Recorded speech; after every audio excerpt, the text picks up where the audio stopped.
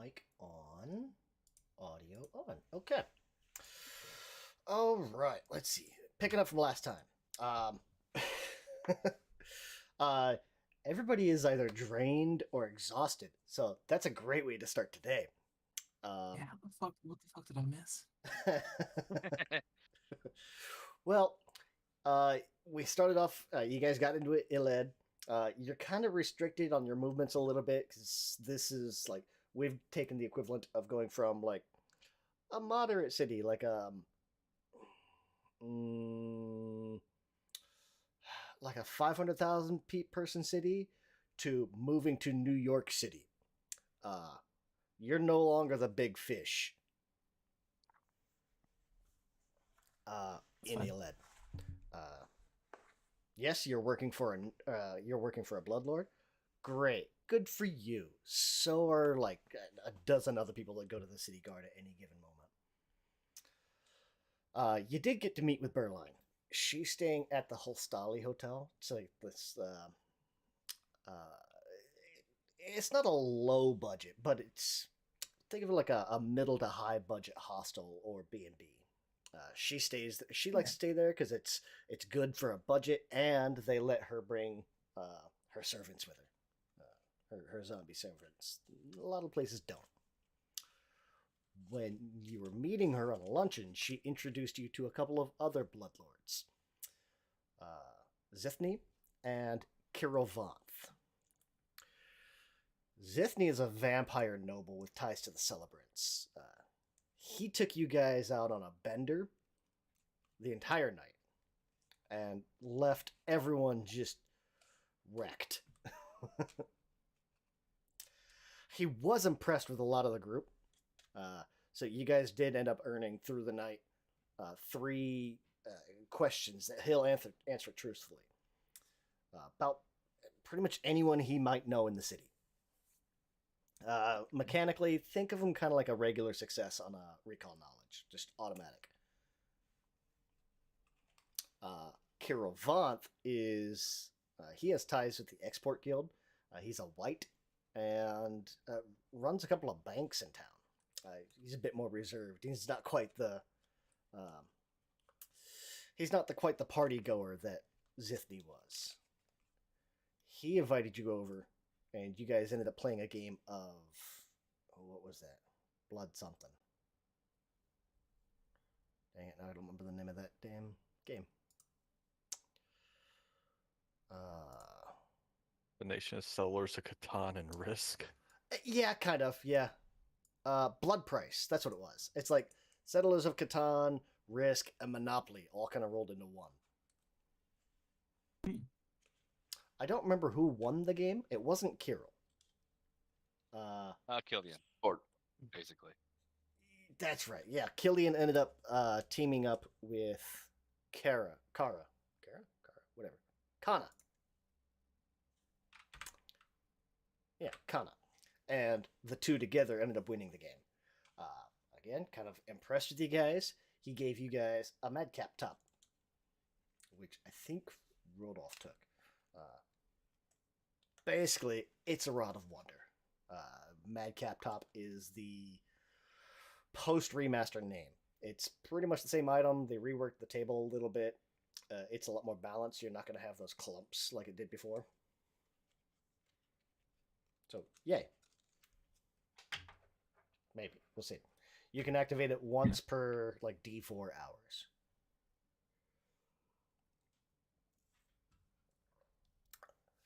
So far, you have learned Nafnelma is a grave hag.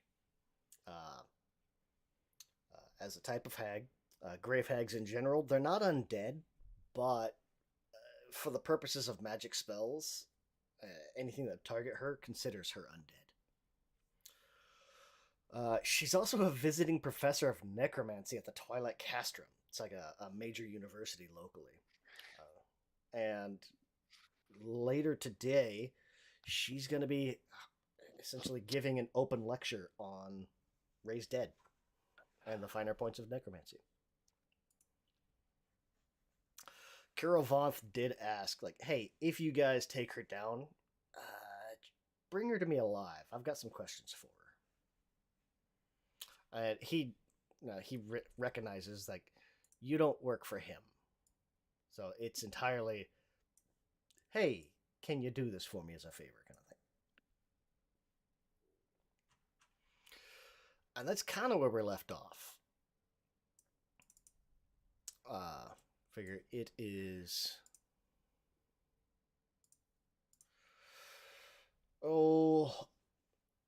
mid-afternoon on the 15th, so it's like a Tuesday.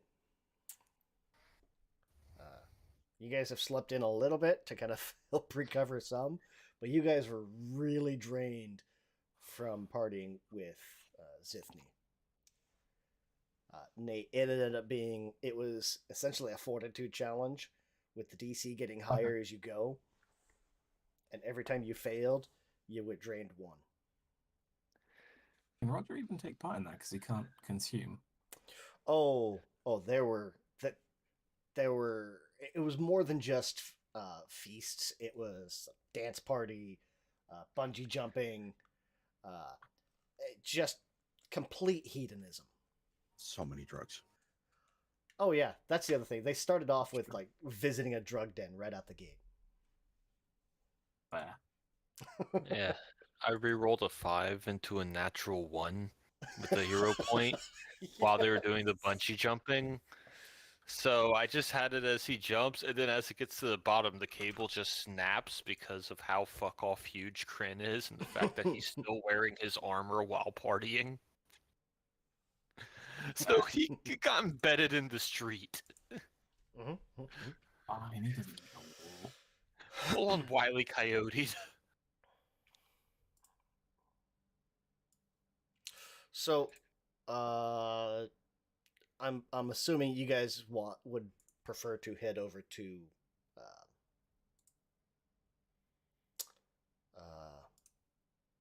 the lecture, or presuming, I don't know, whichever. Yes. Yeah, we definitely don't have any other place to be. Okay. So heading over to the lecture, you will end up seeing kind of like there's this. You'll be able to find it relatively easy. You'll find there's like groups of students kind of heading in. Public lecture. There we go. Before we arrive, Mhm. Rodolph is going to cast illusory disguise on everyone to Okay. make us all look like various forms of undead. Oh, okay. On everyone, or just on those that are not already undead? Everybody. He doesn't want to take any chances on anybody being recognized either. Okay. Does that go? Oh, targets one willing creature. Oh, that's right, because higher levels. That's right. Yep, I forgot about the heightened. Okay.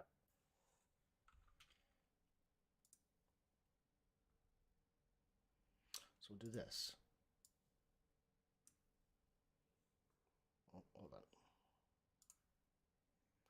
I gotta do this because I have to have a target.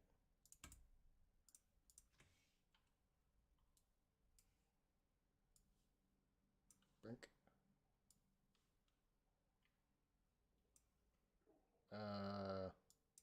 Sure. Oh. Oh. Okay. Oh, I see what it does. That's weird. It actually lets me like change the token when I apply that effect. Oh. Okay.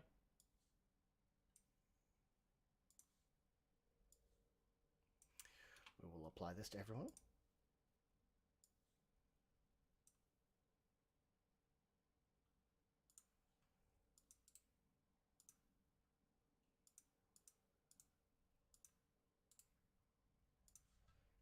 How long does that last? An hour. Okay.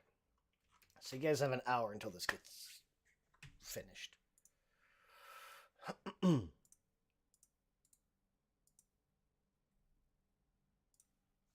Heading in.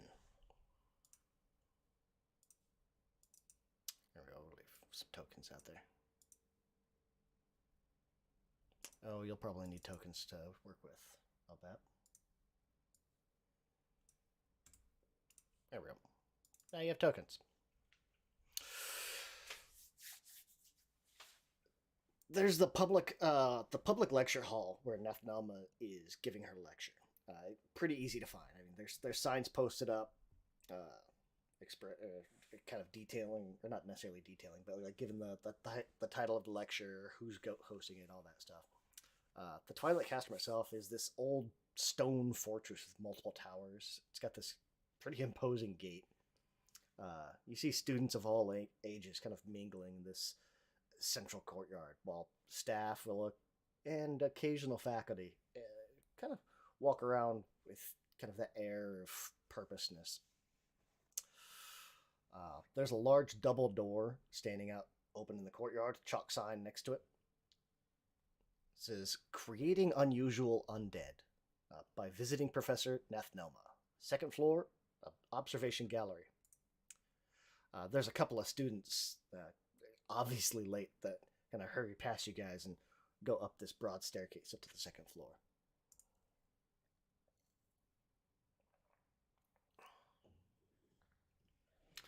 Imagine following them up there.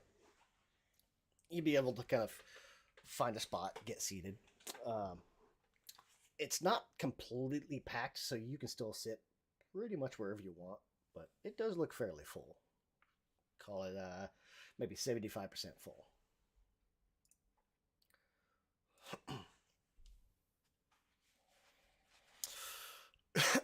Now, you guys do have the option. Like, you could just sit there and observe her. The lessons do give you a chance to kind of get involved with the demonstration. If you want to kind of probe out, see like how her magical skills are. But it does draw attention to yourselves if you do so. Rodolph is just going to sit back and observe. Okay. I mean, if there was I need an undead volunteer, Roger might, but that's just because volunteer. Mm-hmm. So as you guys kind of head up, like I say, you get into this kind of oval-shaped lecture space, and it's almost it's very reminiscent of those older movies of like the surgical theaters. You guys are in these almost slope seats, and you're looking down into essentially like this operating area. She's standing down in this space down towards the bottom. Person you can only, it's pretty safe bet that this is probably Nathnalma, since she's the only one there. Let me find an image of her. Oh, that's party allies.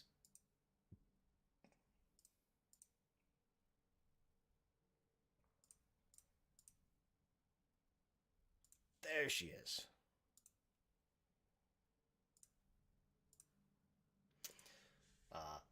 That's her.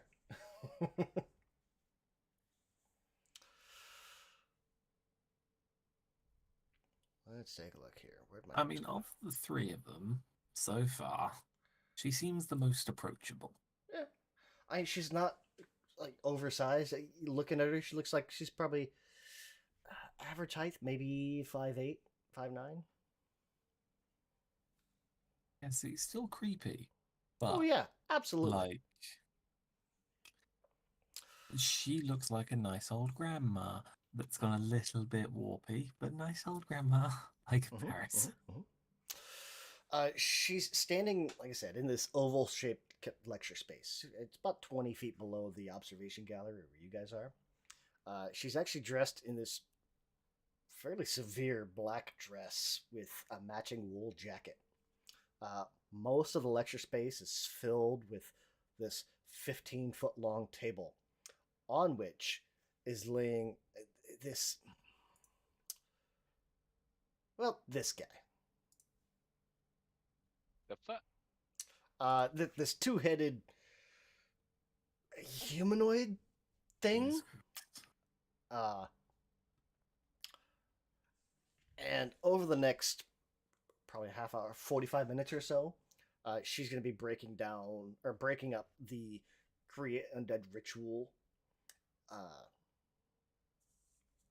as part of a series of lectures.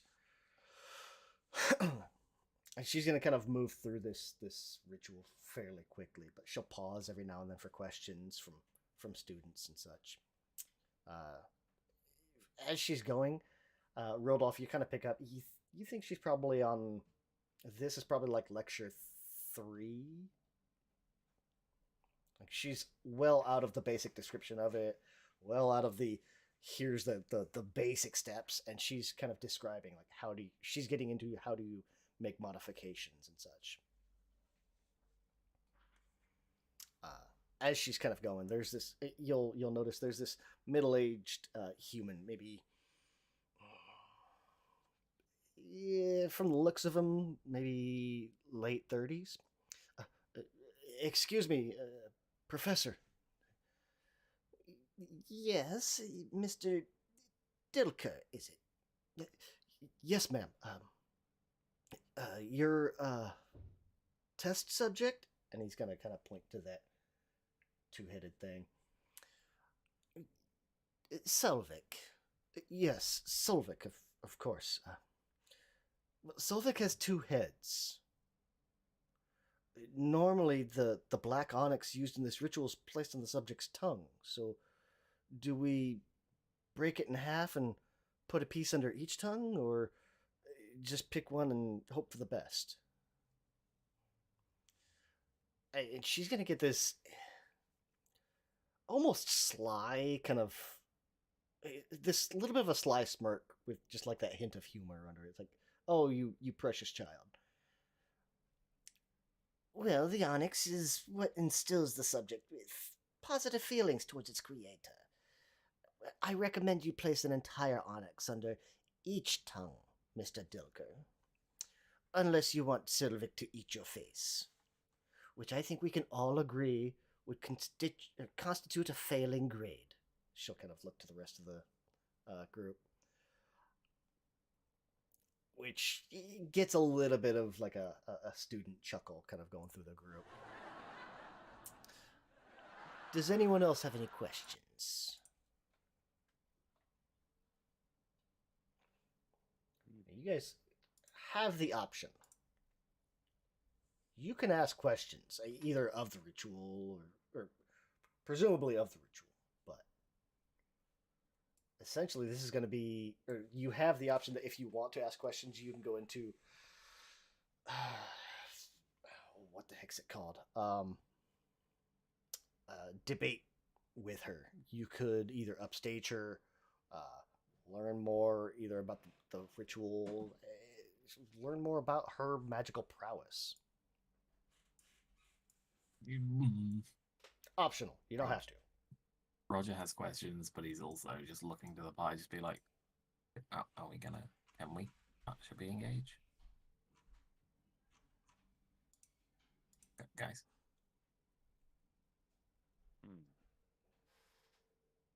I wouldn't draw any attention. It's fair. I can check the notes later. Probably. Maybe. Friend knows not to talk unless he is currently needed to threaten someone. Let me see here.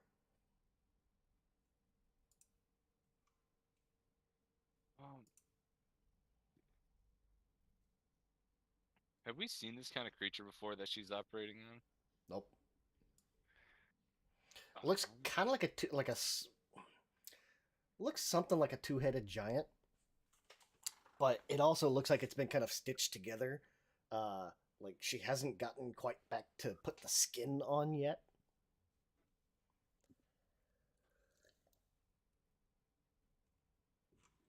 Is there some kind of knowledge check we kind of get an idea what this creature is or what it might Let have been? me see. I was just actually looking for that.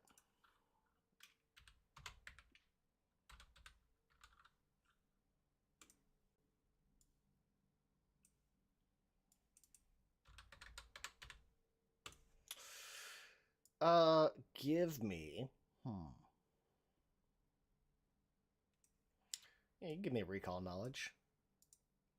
This is going to be more.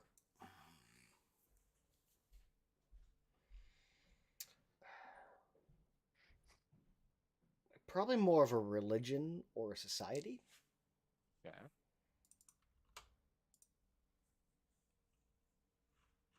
But there is also like the BAM for recall knowledge, which will just tell me all your modifiers, and then I don't have to worry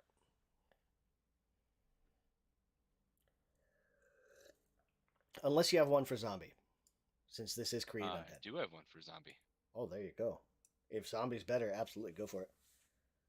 It's kind of. It's a 12 for a zombie, 14 for religion, so it's kind of either one. Yeah, Oh, I'd say good. zombie would probably reduce Worst. the DC, so it would help compensate. So we'll try. Well, 15.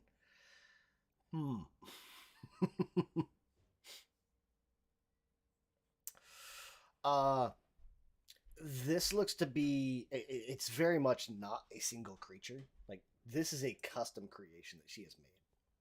It is undead, very clearly. It is a modified Etten, like a two-headed giant. Specifically, it has the undead and unholy traits. She's already specifically called this thing out as named Selvik.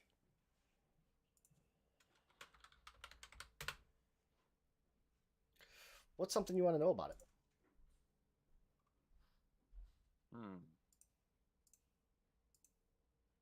let's see.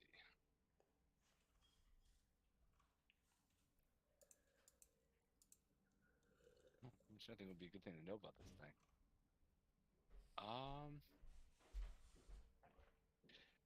Would it have the same weaknesses of an Etten? Like an element based, or does it have a regeneration purpose? Kind of like a common giant or a troll of sorts.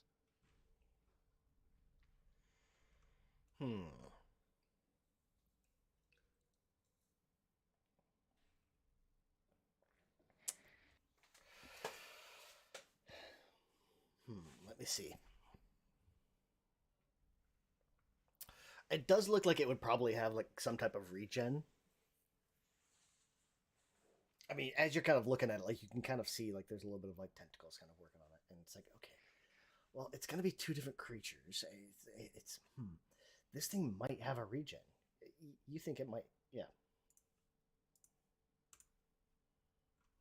As far as how to disable it, fire is always a solid option.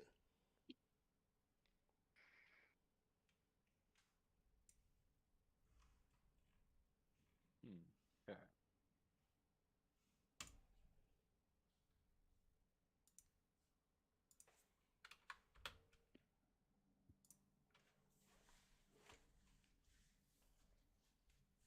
Question is, will this thing follow her around?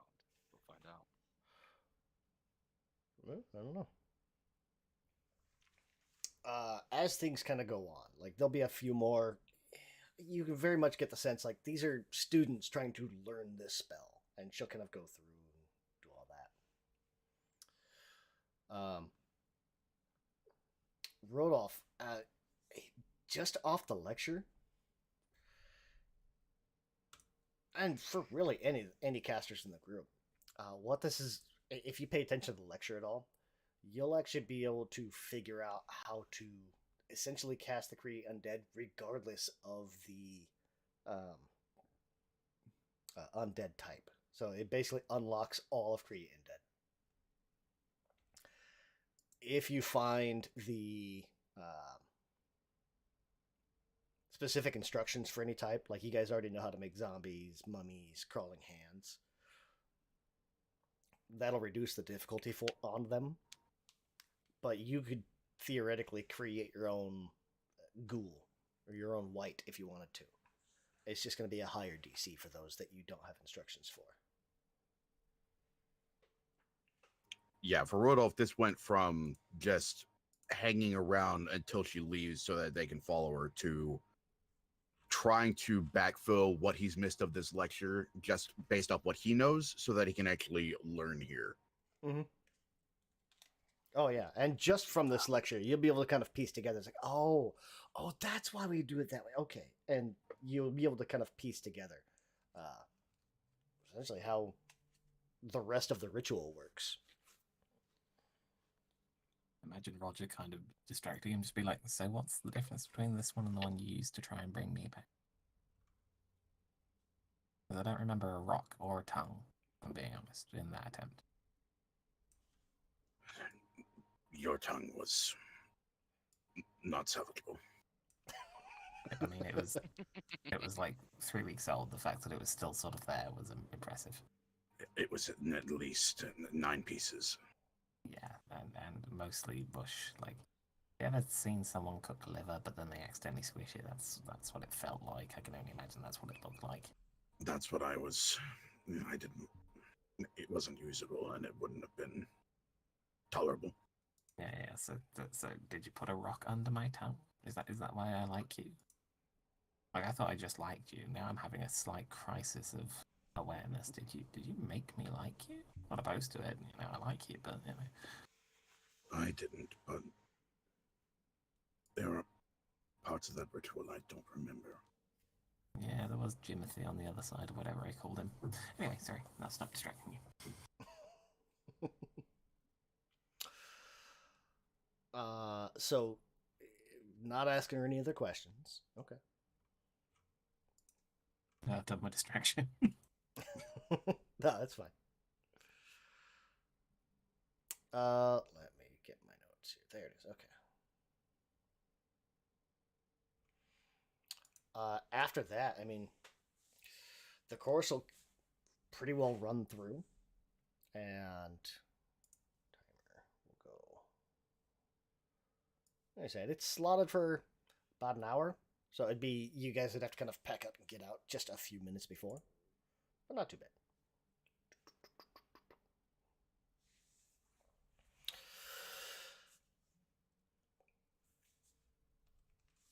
Heading outside, it would go for, let's see, and we'll call it a 6:15. The rest of the people in the audience will start to kind of pile out as you guys head out, or after you guys head out.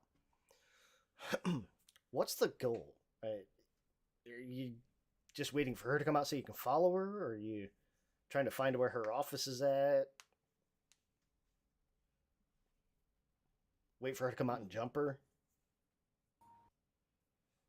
Yeah, I figure follow her someplace private. Either if we can jump her in an alley, or if we can. I don't know if following her back to her office is the best idea, but like just someplace that isn't out on the street. Because you guys also do still need, like, you have circumstantial evidence.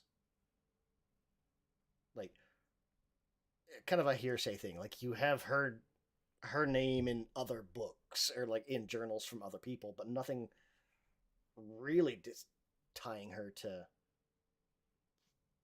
whatever this conspiracy is, this poisoning thing is. Maybe we should just probably follow to where she is, kind of like learn. Like if she has the same schedule of classes, then maybe search a residence while she's in the lecture. Well, the lecture's over. Well, yeah, it's like how often does she have a lecture? Oh,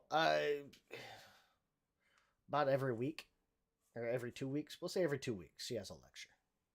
Okay, This is part of a series, so. So if she's not going through like every couple days, it's every couple weeks she'll come back for a lecture. She's also a traveling scholar, so yeah, I imagine it would be harder to catch her when she's out of the city. Well, traveling in that she doesn't hold a full-time daily position.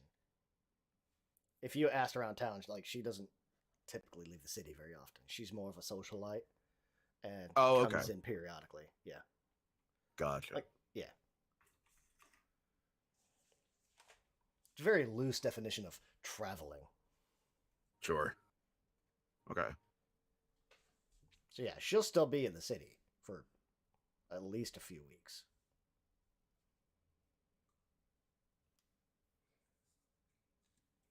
So we should probably definitely find out at least where she's staying. And if she like leaves on a periodic basis to go gather supplies or anything. Yeah, it might also be worth checking in with Zethny to see, because obviously they don't hang in the same circles after she snubbed him, but Yeah. he might know where her regular haunts are or who she usually hangs with. Oh yeah. Roger. Zithny dislikes her because uh, the first time he got to meet the Ghost King, Geb, she called him out in the middle of court as, oh, what was it? Let me see. A dagger-toothed dandy and a perfumed leech. I mean, bitch got them cutting words right there. Yeah. So Zithny's not very happy with her. But how on the nose was she? Like, is that to the level that you could sit that person on a piggy bank and call them right on the money? I made mean, that picture. She's not wrong. It was a bit sharp. It was a bit barbed. I wouldn't say it was wrong, but it was still. It's like, Inaccurate. ooh, that was She was wrong mean. for it. Yeah. That was hurt. Yeah. And the fact that she got away with insulting a bloodlord like that, like, yeah, as new as he was at the time, still a bloodlord. Mm-hmm. Oh yeah, that's it. His shirt doesn't actually close. It's just a permanently open vest, like Aladdin. Yeah, it's a sleeveless vest complete with like cape cloak, or like the ones that just come down to like mid back. So it's just enough to kind of accent his arms and shoulders. I don't know what he reminds me of someone. One moment. It's Namor with Doctor Strange's cloak. Oh my god, it is. A little bit, yeah. What's his name? The Ringmaster of the Golden Circle. The headband doesn't help. I forget what he's called. Help. What is his name? Final Fantasy VII, the Ringmaster of the Golden Circle. Oh, God, I don't know. I never made it that far into the game. Cat Sif's boss. Hate Sif's boss. So, she does have a permanent office here on campus. And it wouldn't be too hard to find out where that's at.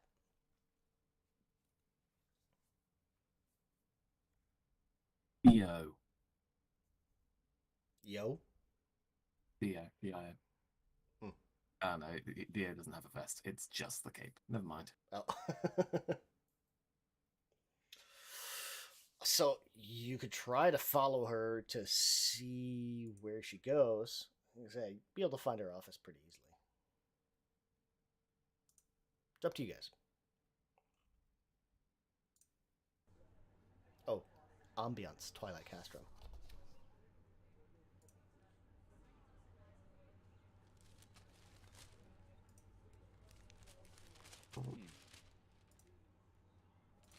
Either that or something they can get all close to her. But who wants to get frisky? Mr. Bard? No? Nobody else? If possible, you know, get on her good. good side since you don't I know suspect us. this is not the bones she's after. I'm being completely honest with you there, my guy.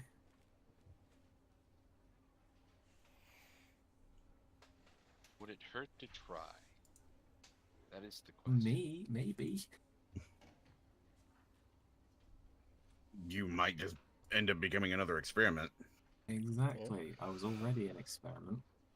We'll see. So after a bit, you will be able to see her kind of come out to leave the lecture hall.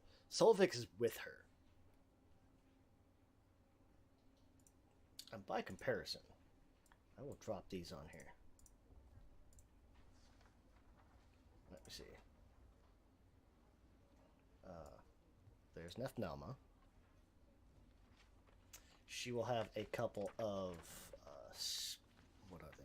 Teaching assistants with her. We'll say like 3 or 4 teaching assistants. And Sylvic.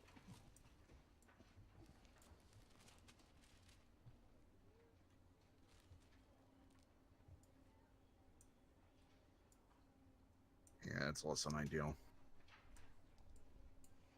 And it's one of those like Sylvic is kind of following behind, and there's like these, like one's probably kind of leading him, and the other 3 are just like around her, just studiously like, jotting notes, and she's giving direction, and all that. Yeah.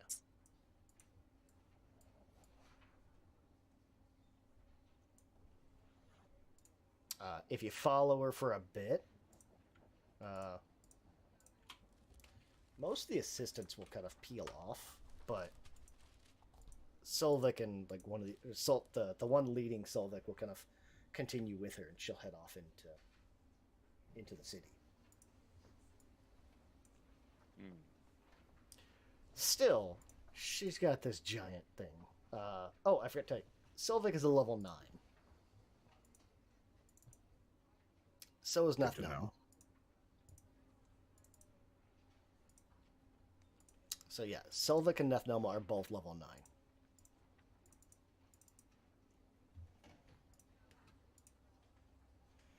I don't like the odds of fighting them, if I'm being honest. Also in this inside the city and all that, it's got its own thing.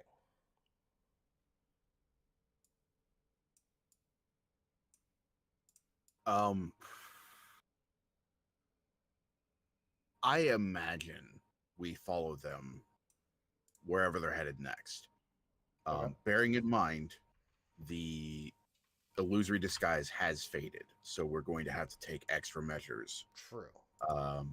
Those of us who are not of the unliving.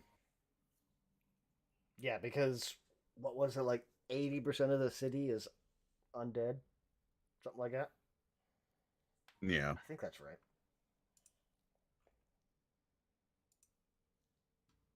Yeah, 81% is undead. 11% human, and all the rest is kind of scattered through the other percentages. A few half elves, a few half orcs, some fetchlings.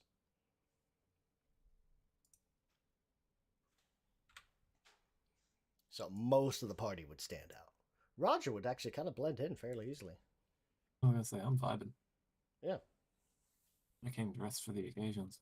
Mm-hmm. I would rather on my own.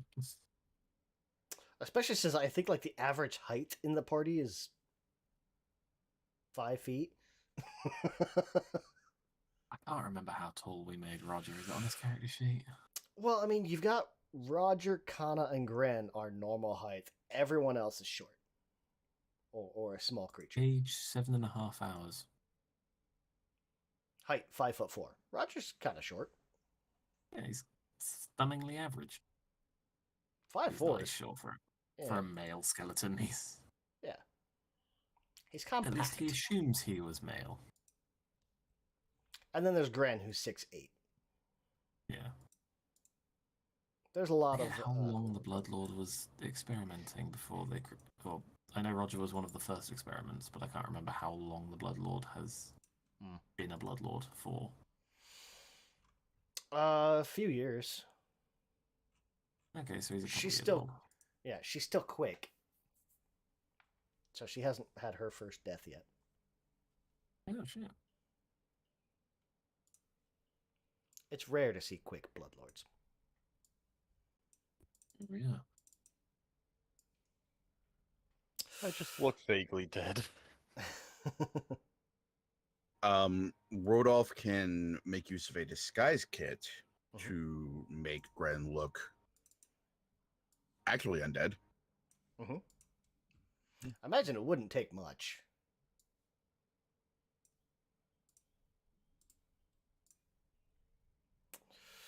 Let's see here.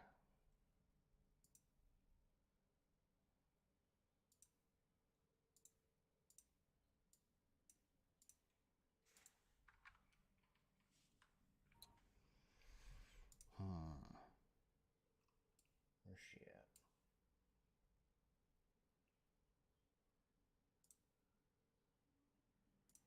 I think one of the only giveaways is that the open wounds occasionally still bleed every once in a while, but he likes doing that.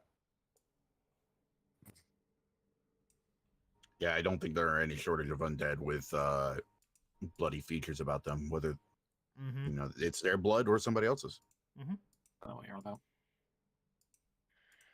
Mine now. If you want to roll, I think it'd be stealth. We'll say stealth.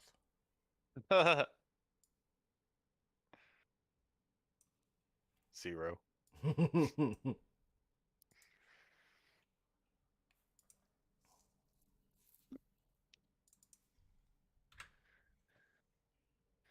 So no stealth.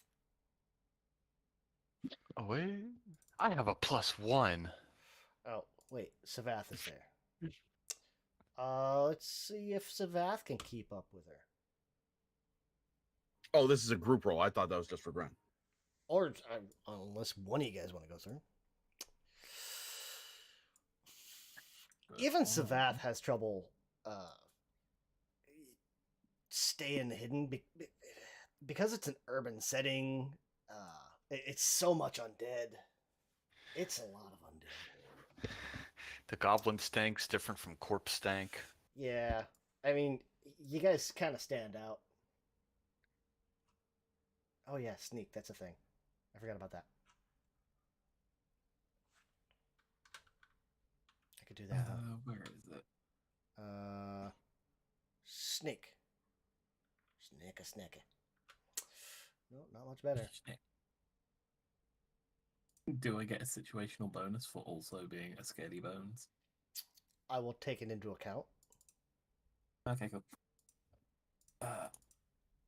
Now all I need to do is remember how to character sheet. Select your token, press number 1, and there is a sneak on there. Sneak number? Anything gold, you are the best in the party yet. No, I doubt I'm the best at sneak. No, you are not. That being said, I don't think I'm awful at it. Wait, anything... Oh no, sorry, that's seek. Yeah, that's sneak is a couple down from that. Yeah, I'm done. Huh. Okay.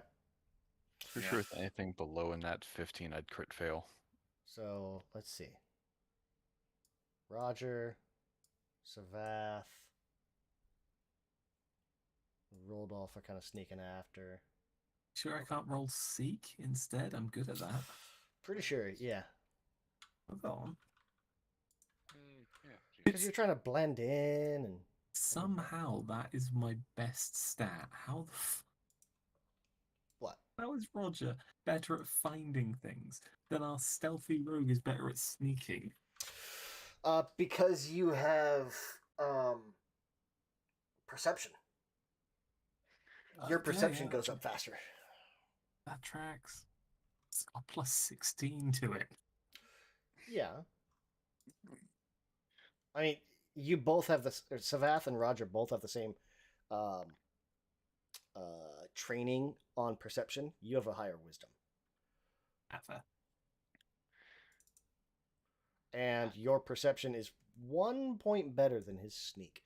Only because his sneak is expert instead of master.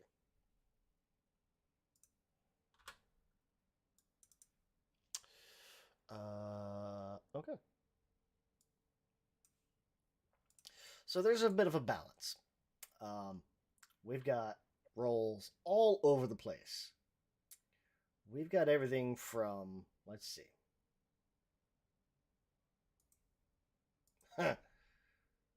1, 2 crit success, or 2 hard 20 rolls, 2 crit rolls, a regular failure, and a crit failure.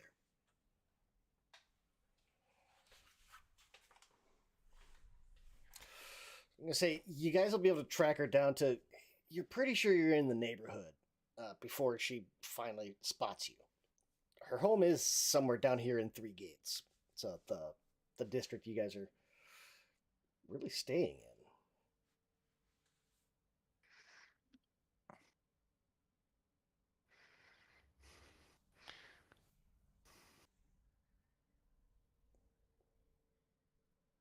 But there's a point where, like, kind of as you guys are following her, there's a little bit of like, oh shit, did she spot us? And you're not quite sure. It's one of the, like, she kind of makes a turn, you lose track of her.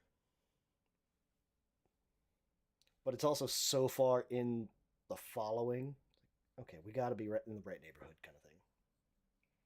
You've got it narrowed down to a few blocks, basically.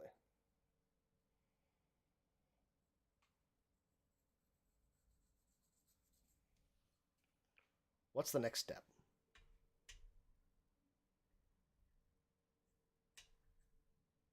I think at that point it's a matter of canvassing the neighborhood as discreetly as we can in order to further track her down. Mm-hmm. It was also mentioned, while physically, yes, you can openly attack her, it's not necessarily recommended. While she's not a bloodlord per se, she has a lot of sway and pull. Mm-hmm. You're also in a major city where doing such a thing without evidence or without doing such a thing while being the instigators would be frowned upon. Yeah, In this the is not nicest only ways. unsanctioned, it's illegal. Yeah. And that was impressed, I think, by Sifney. I think ended up saying something to that effect. It's Kirill. Kirill said so. Yeah, okay. Kirill also asked you to... That's right. Kirill asked you to bring her back alive, if possible. Yeah, okay. Mm-hmm. So we're going to have to move very carefully here. Mm-hmm.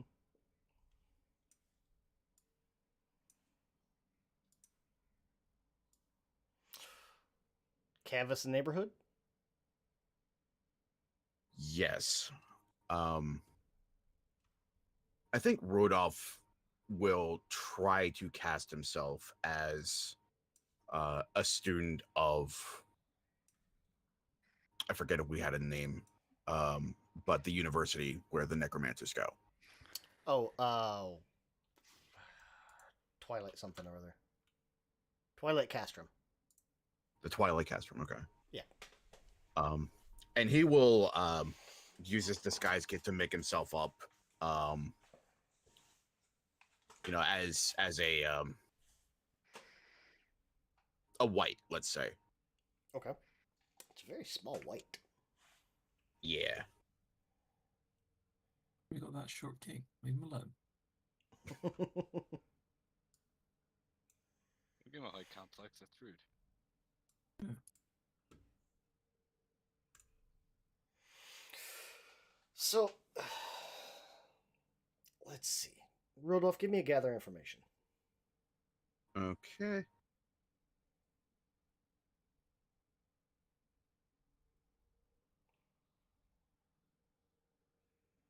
Oh, I suppose I should have you... I know there's some kind of check with a disguise kit. I'm sure there is. Let me look at it. Deception is what's in the item description. Disguise kit. There it is. Okay. Give me a deception skill. Or a deception check. Okay. And that'll determine what kind of bonus you might get to gather information. Or bonus or penalty. Hmm.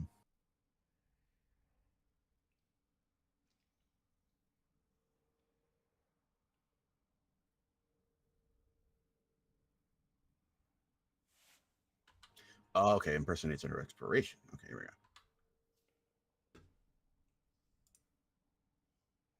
go. Okay. 21. And then gather information. Give me a gather. I'll give you a +2 on it. Okay.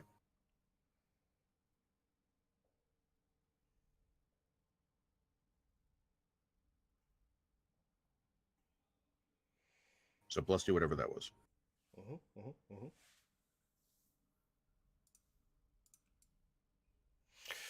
So asking around town, it's like, okay, people will believe you're a student. You're trying to get a hold of Professor Naftanelma.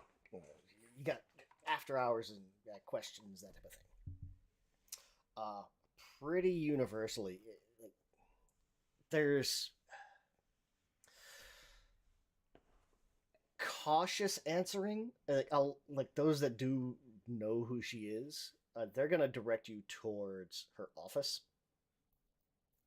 And it's one of those like, look, you're a student. You should know better than to ask for somebody's home address, kind of thing. No, no. If she's not on university, leave her be. Kind of a protect her privacy.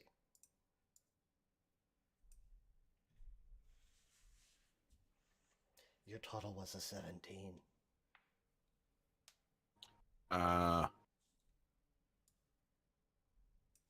Well, Nick entirely agrees.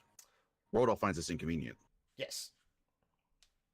But they will direct you exactly where her office is at. Like the building, all that stuff. It's like, you should know that. Oh, you don't? Oh, here. It's in it's in the Zithny building of higher learning. Office number 372. It's on the first floor over on this the northeast corner. There you go.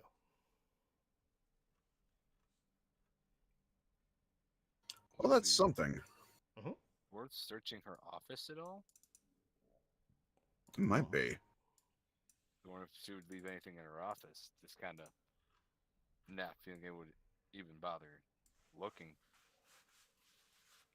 So maybe she would kind of not be on guard, just leaving stuff in her office. Thinking who would actually mess with her. Hmm. Well, what was the security situation on campus that we were able to see?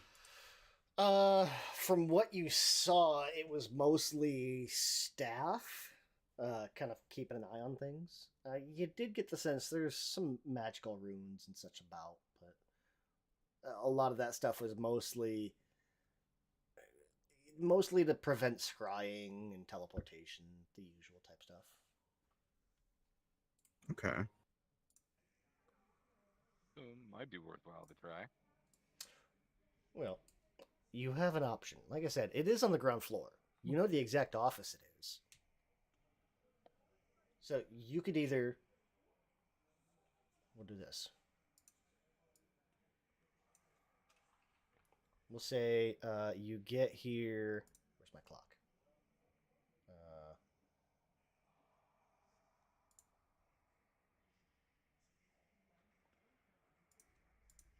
Takes you a couple hours kind of searching. So we're into the night.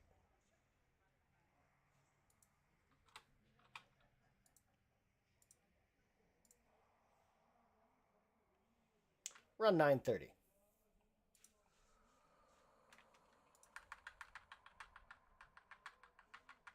You can kind of look in the windows there. Office looks empty.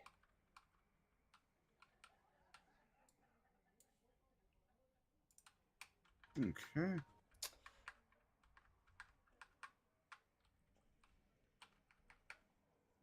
Do you guys want to go in the office? Or go in the windows? Or go in through the door? It's nighttime, so you have the cover of darkness. Can we discern any kind of traps or wards on the windows? Mostly the windows just look to be locked. Like, just physically locked.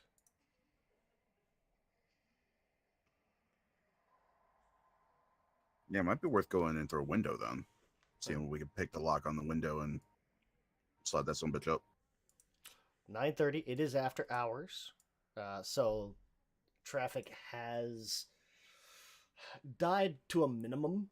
Had died. Undead. Mm-hmm. Traffic, the foot traffic has largely died off. There's still a few few stragglers kind of going around. Anything you do to break in would be like, hey, she's not. This is after hours, kind of thing. So you do have that kind of toss back and forth too. But you have the cover of darkness, so that helps. But you're in a city of undead, so that doesn't help.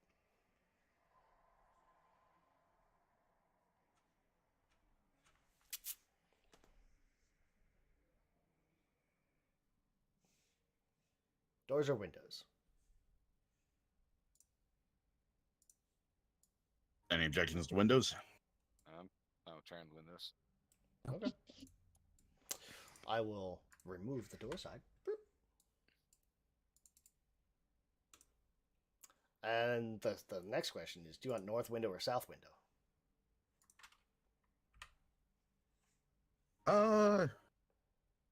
Go south since that's closer to what looks to be her desk.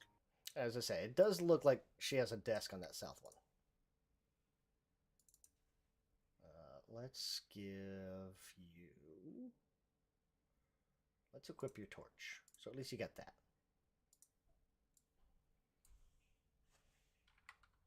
Good thing there's a big window. Next question. Pick the lock or just break the window open. Or force it open, not break it open. I Sorry. can say we have some magic be good at picking lock. Hopefully, he's good at picking locks. Hopefully. Alright, we'll try to pick this lock first. It's going to take a couple of tries. Specifically, it's 3 tries at DC 21.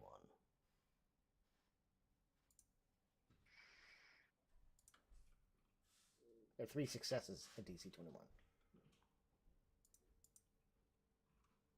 Just needs roll like an 8. Yeah. Ugh. There we go. He finally gets the window open. Here we go. And Oh, yeah. real quick, everybody kind of piles in. Except Roger and Rodolph, who just say, meh. Give me a sec. Give me a sec. Uh-oh, the whole table went bonkers. Yeah. There we go.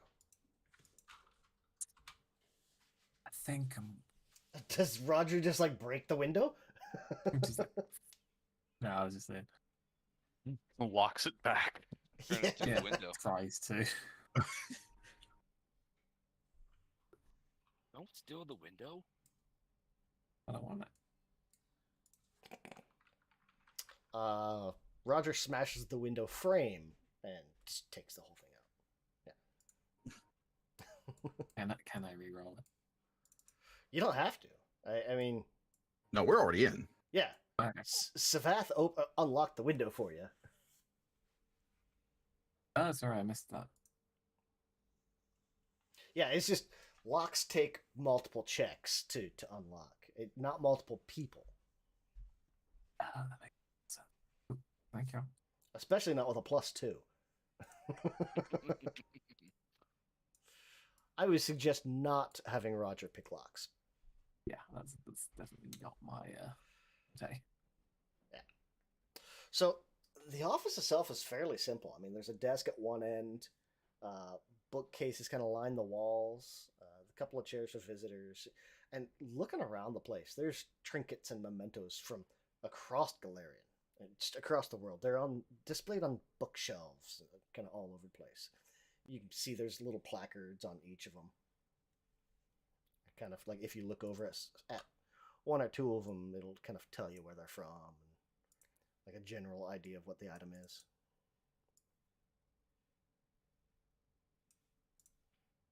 Yeah, Rodolph is going to zero in on the desk and check and see if any of the drawers are trapped or warded, or if there are any secret compartments on the desk.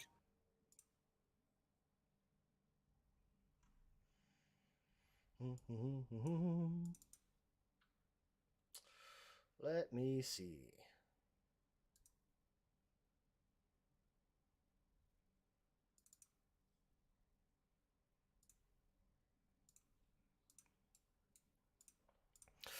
So as you kind of get up there, it's like you don't it's like you focusing on different things. Like, okay, well that's not magical. That's not magical. There's a couple magic items around on the shelves behind you and on the other end of the room. No, it doesn't seem to be trapped or warded or anything. Okay. Yeah, then it'll just go rifling through the desk.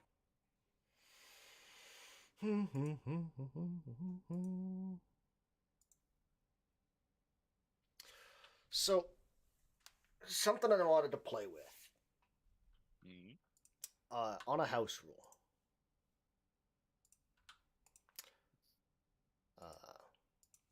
If you guys, you can make a check, obviously, and that'll be kind of quick. It'll take you a couple of minutes or whatever the skill says. So, like, treat wounds takes 10 minutes, but has an hour cooldown.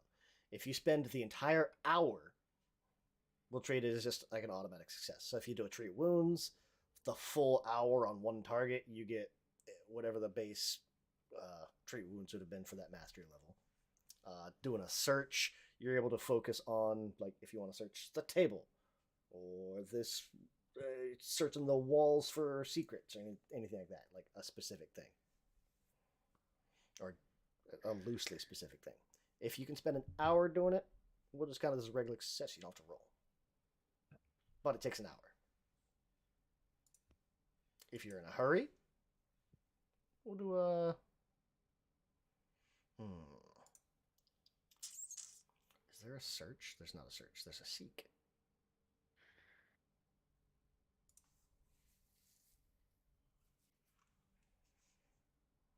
We'll do a seek. Yeah.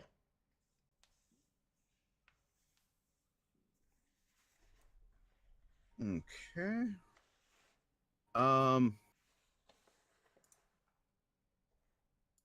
Your choice.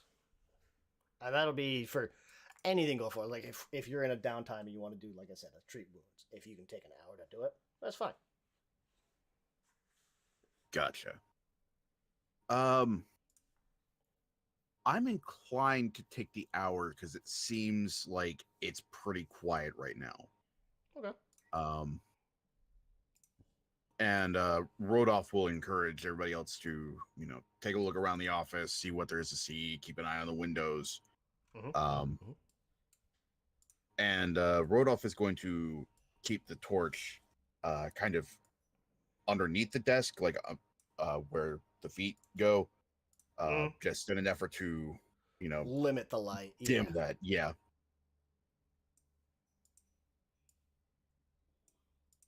Speak, you say.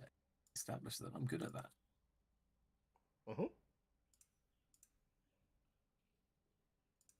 Oh, Kana can't see in the dark. She's got to stay kind of over here too. Yeah, I also have to stay over there, but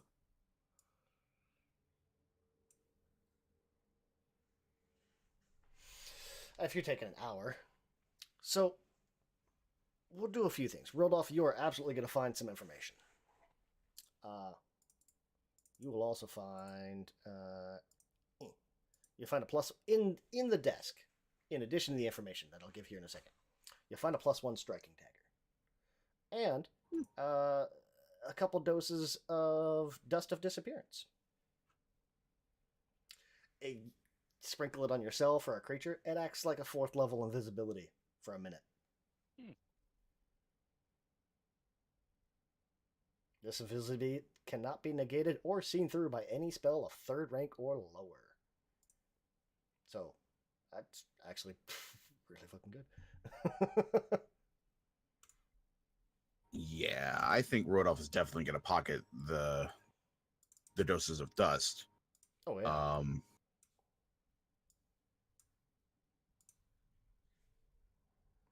Yeah, he'll take the dagger too, because always good to have a dagger. Yeah, if nothing else, we can sell it and get some money for it. Especially since you sold your meat tenderizer, your meat chopper thingy. Yeah, gives you a stabby weapon. Looking around,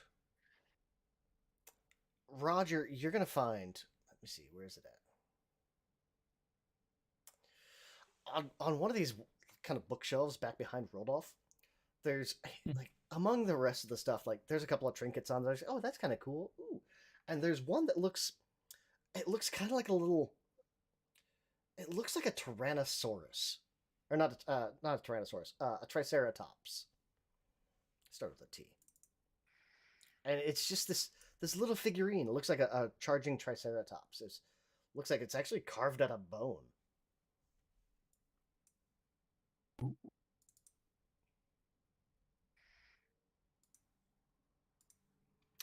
kind of over here. There it is. Yeah. It's actually right there on the shelf. And it kind of jumps out. It's like, ooh, pretty. Gren, Killian, you guys looking around at all? Yeah. Hmm. So doing seek. If you're taking the hour and just doing it, yeah, that'll be a Yeah. success. Yep. We'll just take the hour, Okay. and we all just kind of look around and Oh, good. You've got dark vision Same. too. yes. So you're up in the. Only We'll say you're up in 11. the dark since no one else can see it. You and Savath are the only ones that can see it there. I think I have full dark vision as well. Nope. You got a low light. No, I don't. Oh, I thought I took that. Oh. Oh yeah, you do have dark vision. Okay. So yeah, Gren can be up there too. So we got the dark vision brothers up in the dark, and everyone else in the light. I'm guessing that's the mailman. Yep. Oh, Amazon. You guys will find up on the shelves up here. There's this. You can you just kind of spot it in the dark. There's this skull kind of sitting there, and you wouldn't think anything of it except like when you move. There's just a glint of like Rodolph's torchlight. Not enough to really highlight, but it just kind of reflects it a little bit. Like ooh, what's that? And it's got gems embedded in this skull, just all over the place. Ooh. Let me see if I can find a picture for it.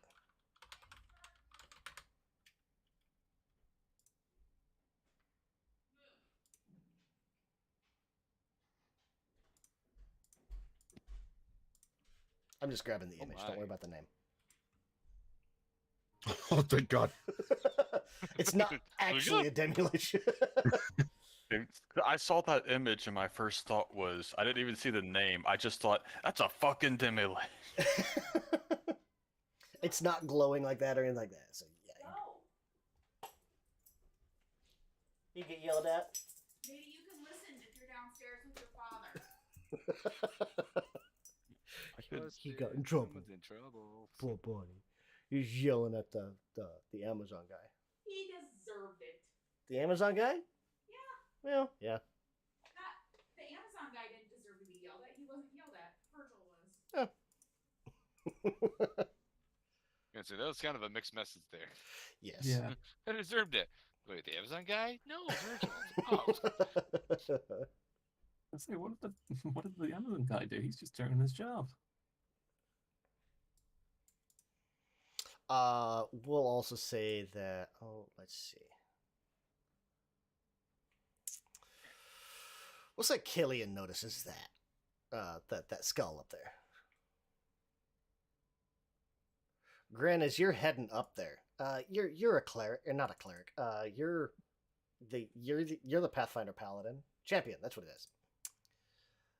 Your eye is gonna catch as you're heading up there. There's a religious item. It'll catch your eye. It's kind of over here off to the side. Right, where? Oh, there it is. And as you look at it, it's like, oh, give me a religion check. Do you recognize this thing, or at least what religion it is? It's not terribly high. Two.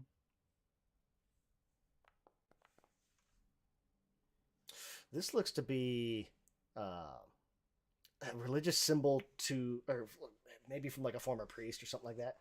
But it looks to be the religious symbol of Saren Ray.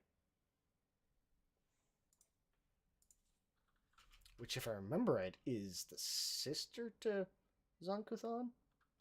No, that's I forget her name, but Sarenrae is the Dawn Flower. That's actually the goddess of the character I'm making for another game. Oh, hey, there you go. She is basically Pathfinder Jesus. She is all about light and goodness and happiness, and Grin immediately wants to break it.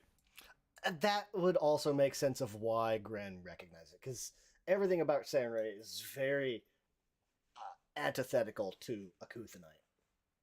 It's like Zon Kuthan's sister, except without the leeway he gives his sister. Mm-hmm. Makes sense. Yep. Oh, and the hamster's probably in here too somewhere. There we go. Yeah, And that's we'll like say a holy Archimedes too. symbol, Saren, right? Yeah. I think I'm kind of required to fuck you. He's just gonna grab that and basically try to fucking twist it out of shape, or if he can, just wreck it because one of his not the opposite of antithesis, his Edicts. yeah, one of his edicts is to corrupt any kind of goodness. Oh yeah, absolutely. Yes, he's gonna see that and just immediately reach up and try to break the damn thing. I was gonna take these in the order I presented them, but Gren's reaction feels much more as like, oh yeah, he would not wait. So I assume it's quite bad, but when you're just like, look at something like, this is probably a bad idea, but I ain't gonna be stopping let's it. see here. In this area, oh good grief, Kana. Of course, Kana's there too. It'll be nice. I'll save Archimedes. As you approach this thing, it has a thing called Solar Wrath. Oh god. A non-good preacher approaches within 10 feet of the religious symbol. There's a spirit trapped inside of this thing. This is a haunt. Oh great. Fuck. Effect.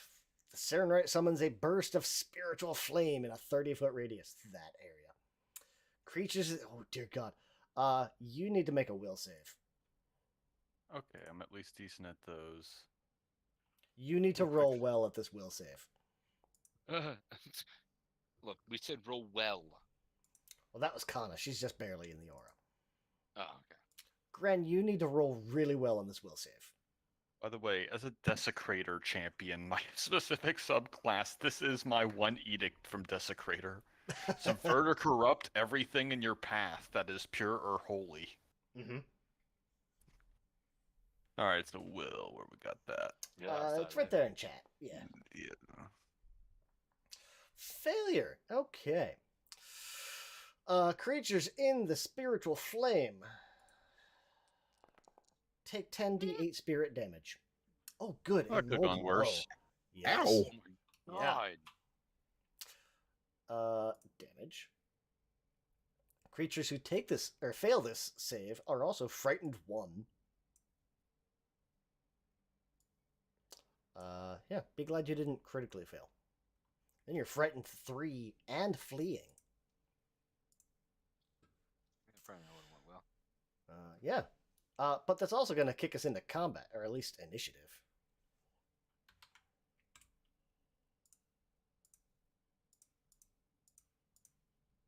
I imagine Rodolph is under the desk looking for anything under there, and he just bangs his head on the desk at the sound of all this mayhem happening outside. What's going on? Makes sense. Brad, what did you touch? I'm on a mission from God. Which fucking god list? Well, Gren, you're right there in front of it. Where's my... There it is. Holy shit. Ah, wait, no. Nah, I clicked too many things. Okay. Oh, wait, did I roll already? I don't know.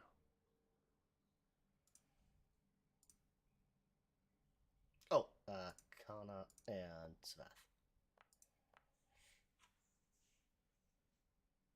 Okay. Forever last.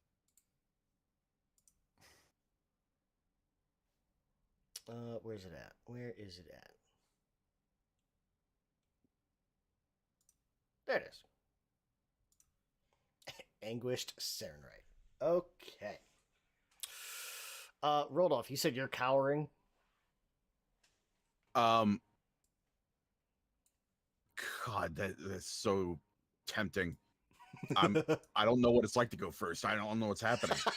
Um, let's see. Ooh, I just went full Abu. Rodolph bangs his head on the desk. What the hell was that? And he pokes his head up. What does he see right now? Like, what is the celestial horror that he is beholding?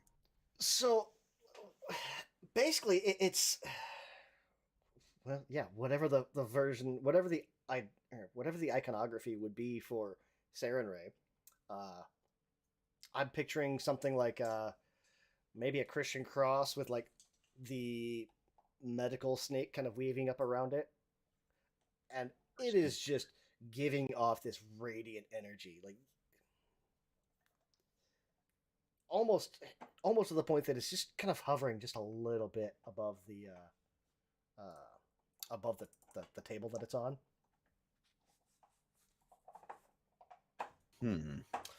Looks like just amazing. Like if this were just a basic piece of treasure, it would be worth a lot. Like gold filigree on it, like just gold and ivory. This thing is made out of, and it's just right there in front of him.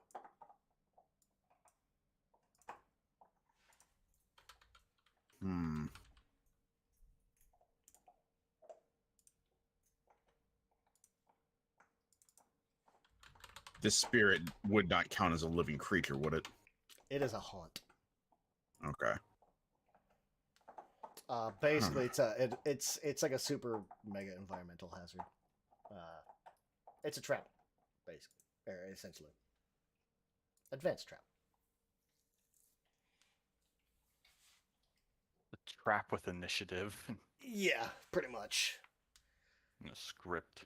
Okay. In that case, I am going to cast Loose Times Arrow.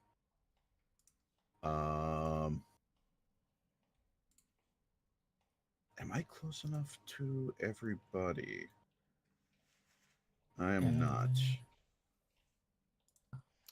The main thing with the haunt, because they generally don't have hit points or anything like that, is just disable it or destroy it. It's almost like a combat skill challenge. Okay. Where's my speed again? Where'd you go? 25 feet. So let me get around this desk and try to I at least want to get Gren in this. But if I can get I think I'm still a little far from Killian and Savath. Because I'm looking for 30 feet. Yeah. So I can't get them in this, but I will cast Loose Times Arrow on myself, Gren, Kana, and Roger. Okay. Just gives a little more breathing room as far as actions go. I think that's the one with the quickened, right? Yes. No, I don't want to open another tab. What the fuck? Hi, buddy.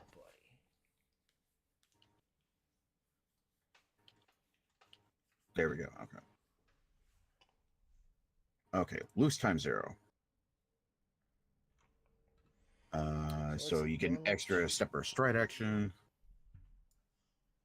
And for oh wait, no, shit. Movement is an action. It's step or stride. Yep. Do I get the effect of this on my turn? On your or next is it turn, only you the do. next? Yeah. It's Okay, your next yeah. turn. Yeah, I guess I wouldn't have been able to cast anything else on Gren without moving. So yeah, I guess that's my turn. Okay. Savath will whip around. And... The fuck? What does he have? We're trying to destroy this thing.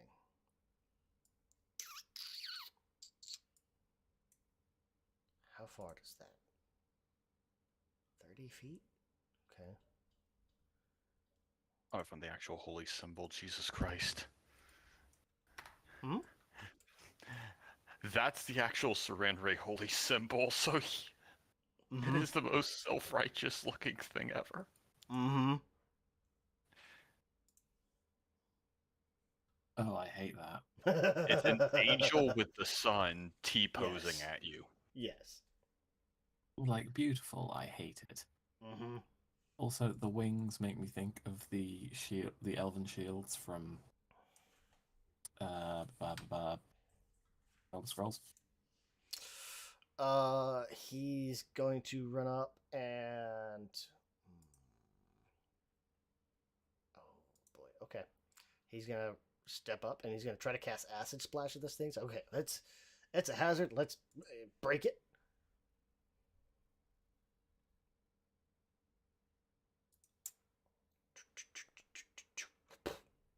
I say that hits. Sure. It's not moving anywhere.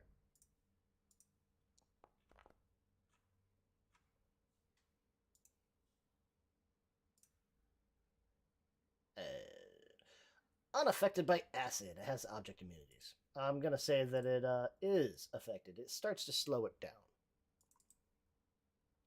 I'm going to give it slow. Because I'm the GM and I can do that. I'm going to say acid is especially effective at slowing this thing down.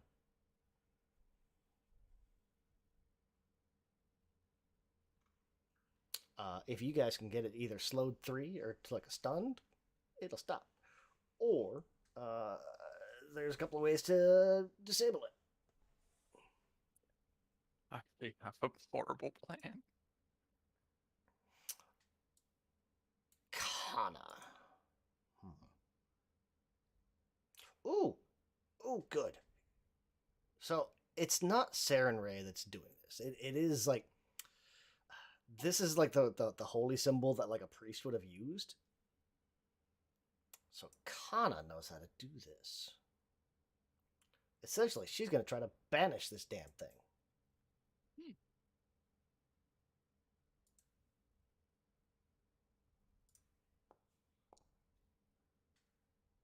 Nah. Well, Oh, I don't know. Hero point? Would that be worth it? What'd she Which roll? would Well, be she worth rolled a it. 3. Yeah, we'll re-roll that. We'll hero point that. That's.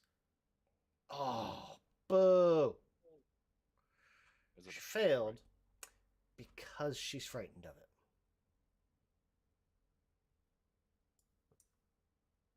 Frightened goes down.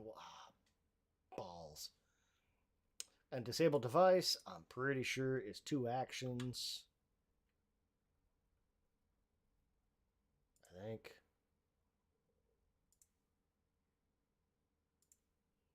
That it is. Of course, it's not on there.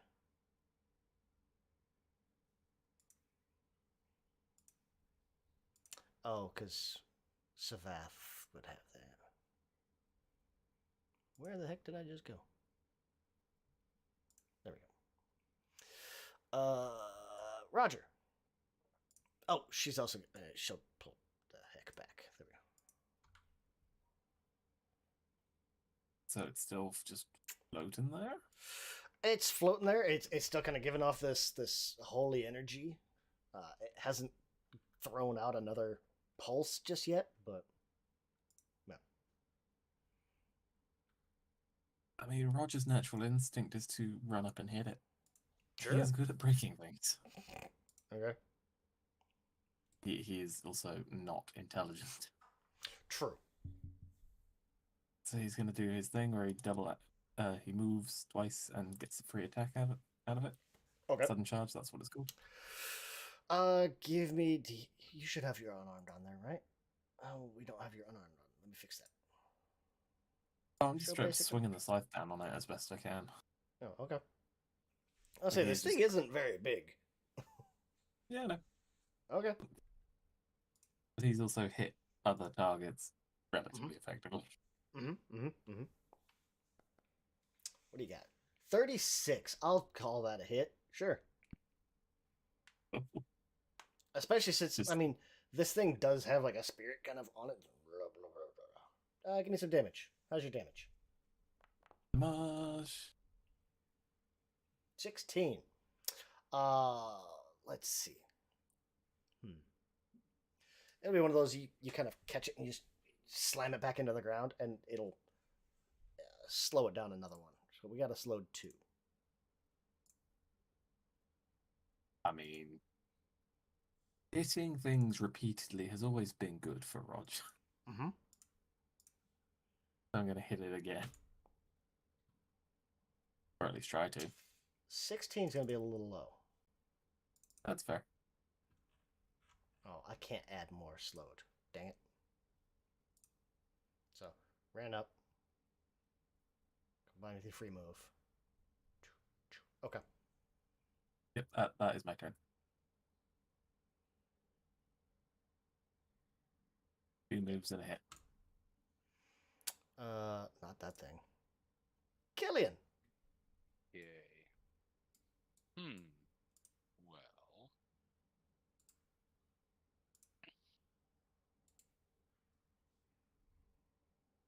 Actually,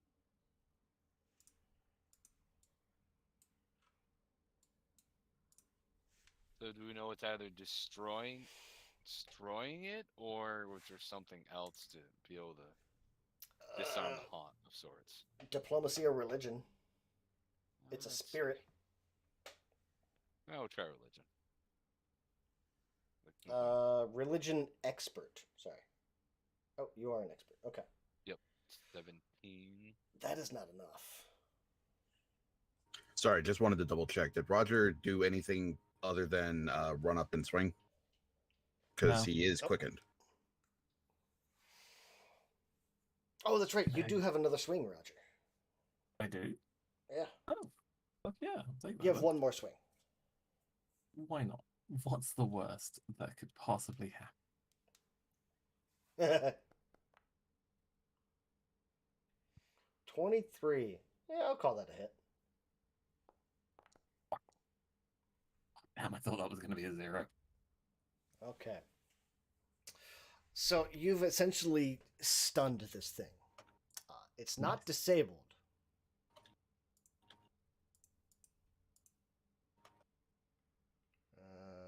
Stunned.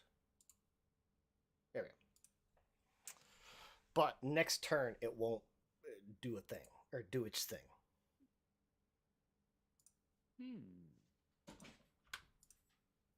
Or its next turn, it won't do its thing. So you get a chance, you get a reprieve before it detonates again. So, when that thing detonated, was it like a sound?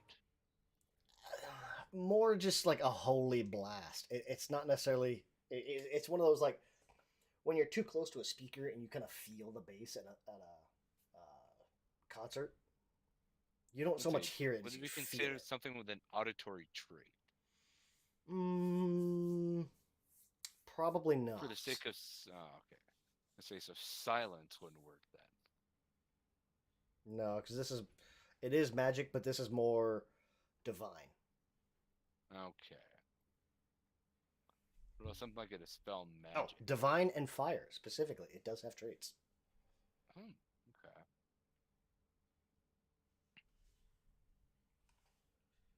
I guess I just by, I guess, damaging it. I guess. Sure.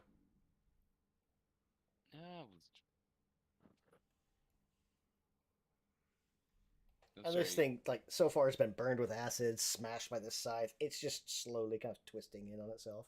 As you No, guys it's are like beating the heck out of pick this. up something from the room and just bludgeon it. Sure. That works.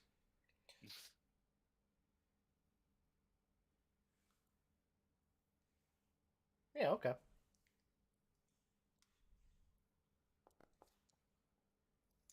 $15. Okay.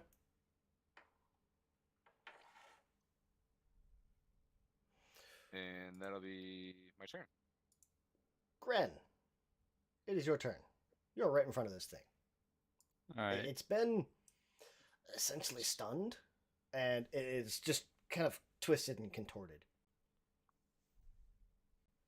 All right, being a Kuthanite desecrator. I don't imagine you're going to try to bring it to its senses. Oh, his plan is to grab this thing and just stare at it, and you know how it's pointy? Mm-hmm. He's gonna stab himself with it and try to just focus on pain and hatred and everything that is the opposite of Sarenrae, because it's like, out of all of the fucking gods in the world, especially her thing is the sun, Sant Kuthan is one of the deities of darkness. So it's just pure fucking hatred flowing into this thing. Strangely, that makes sense. I would say a religion with I was going to say a +2, but that works too. You don't need to worry about the +2. Yeah, that'll be enough to disable this thing. Yay! Disabled. He's just gonna keep squeezing until it stops looking like what it looks like. So I imagine, like, Gren, you do this, you kind of, like, I don't know, stab it into your leg or something. I'm picturing, like, you just kind of, like, grab it and twist it up into a ball. It's now essentially this. It's so contorted, you can't even tell it was a religious symbol anymore. Yeah, that's that. All right. Starting twisted up, he's just gonna like hook it onto his chain as a trophy. It's, to be clear, it's not destroyed. It is completely disabled. Right.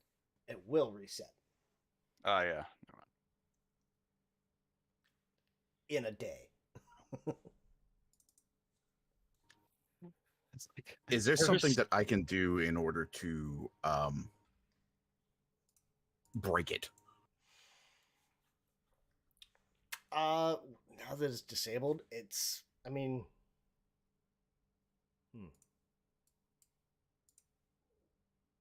Hey, there's Kuthanite churches here. I could probably drop it off somewhere. you have a full day, so yeah. Give me an occultism check. Okay.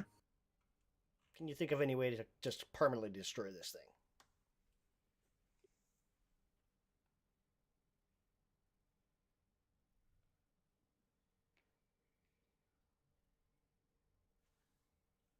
Would a discern secrets help here to give me an extra +1? Sure. Yeah. Okay. You can just add a +1 to it. Yeah, we'll just go ahead and cast that. So it's on the record. And occultism. So 22. I think I'll use a hero point on that. I could do better than a 4. Okay. 28. That is better than a 4. 10 is better. Oh. So 28, you're pretty sure, like, there's a number of churches around. Sarah, like, the fact that she has it, it's not illegal, but it's like well, that's kind of effed up. It's I'm trying to think of what an equivalent would be. Be like having a Nazi symbol. I was gonna, along that lines, I was gonna say it'd be the equivalent of like a Jewish pastor having a copy of Mein Kampf on display.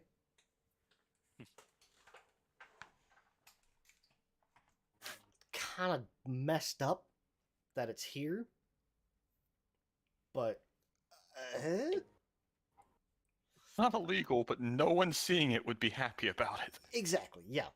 Rodolph, you're pretty sure there's a number of churches you could take this thing to, and they would sufficiently sanctify it, desecrate it, to the point that it would not function, and the spirit would be released. Or Would this be bound. considered evidence for something against her at all? Not for what you're looking for. Okay. I mean, it was out in the open on display. Like I said, it's not illegal. It's just that's messed up. Yeah, I think it's not going to damn her in the eyes of the law, but I think Right. anybody with any magical know-how would recognize what this is, Mm-hmm. and it would at least bias them against her. Mm-hmm. Mm-hmm. Mm-hmm. Because it says something that she is apparently able to walk in here without getting burned by holy fire. You also get the sense that like that thing didn't really activate until Gren approached it. So keep your distance. Probably fine.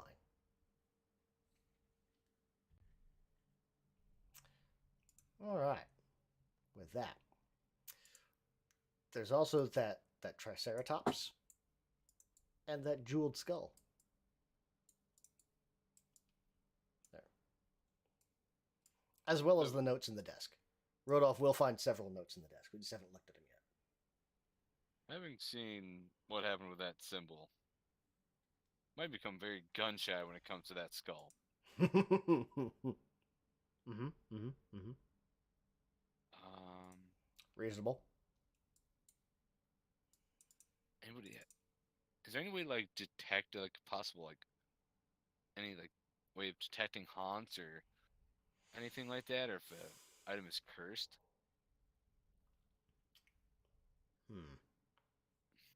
I don't know.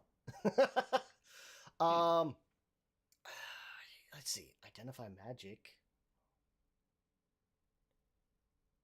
Give me looking at this demi lich. Let's see.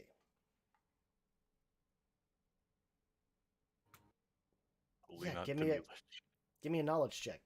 Arcana, occultism, nature, religion. Okay, so let's do. It's like, okay, that thing was haunted. What else do we got? Okay, so Arcana, occultism, said religion is also an option. Mm-hmm. Yeah, let's try religion. 32. Yo. Oh, as you're looking at this thing, that glint, or what you thought was just like the reflection of like Rodolph's torch, as you kind of look at it, that glint is moving. Like it's in each of the gems, but those gems seem to be each be holding souls, multiple souls. Like this thing is just.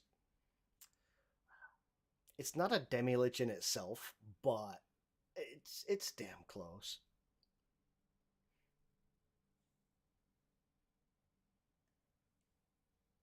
So this thing has demi-lich capabilities. This is absolutely a haunt. Yeah. Specifically, it's labeled demi-lich skull.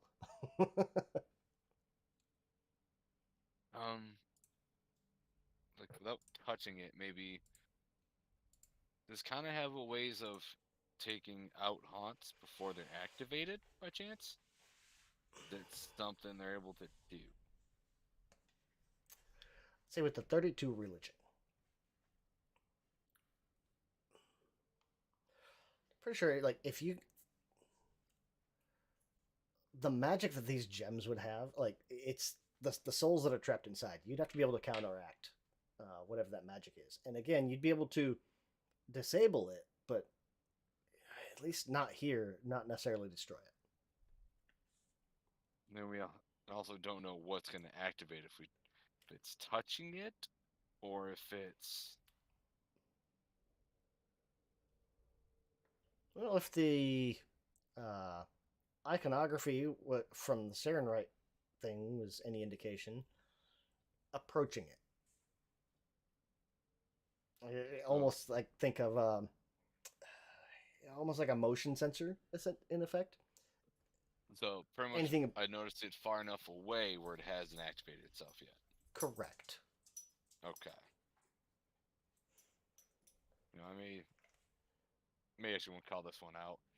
Like, I don't know if we should be touching anything else. There's another possible item over here. I don't know if we want to be messing with this stuff. This definitely might look like someone's been in her office.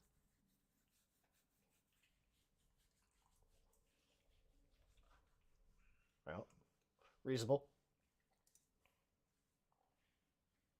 It's like unless I'm we have not like opposed. someone deactivate it or not. Well, don't know if it's worth fucking around with these things. Yeah, the skull you could disable it. You just have to be able to counteract the magic and get close enough to it and counteract the magic. Yeah. But if it even has a fraction of a demi-lich power, oh boy. Yeah, it's one thing. It's like, I don't know if I want to experience whatever that might be happening here. This one might get us in trouble. So definitely gonna leave that. Just leave that there, because that might be a noticeable object if she comes back to her office.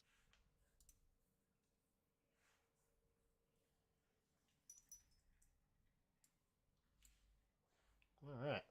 So we're not gonna mess with the demi-lich skull. Okay. You know.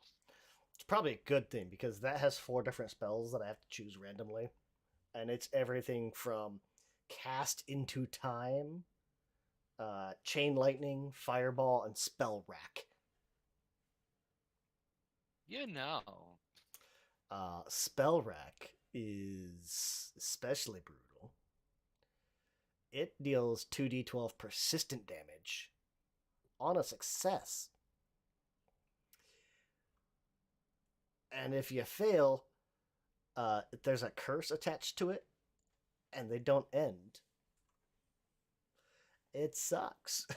You actually have to get like a high level remove curse. Yes. God, there's so much. I was just thinking of how great it would be to make his chain into a charm bracelet, because Zankuthan's holy symbol is a skull with chains coming out of the eyes. It's like, this would be the fanciest ZK holy symbol ever. It's like, no, he already has his corrupted angel. He's gonna, he has plans for that. So not touching anything else in there. Does Roger touch anything? Admittedly, I'm tempted by the thing, the necklace that I saw. Did you say it was a necklace? The dino? Yeah. He is very tempted by the dinosaur. There's a dinosaur? Oh, Kana would also catch notice. There is a jade serpent over on this other shelf. The jade serpent is like 2 or 3 inches tall. About the same height as the dino. Does anyone know what this thing is?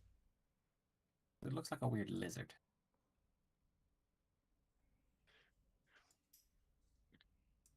Rodolph will take a look at it. Religion at it. The dino? Brains. Yeah, the dinosaur.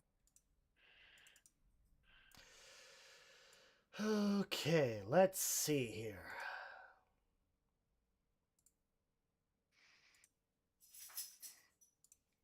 Wrathful Dinosaur. It did not activate when Roger approached it because he is not a living creature. Ah, fuck. Oh shit. Rodolph approaches it, and a spectral triceratops appears around the figurine and charges toward the triggering creature, affecting a line 30 feet long. Creatures in this area make a basic reflex save. Oh, good, my favorite.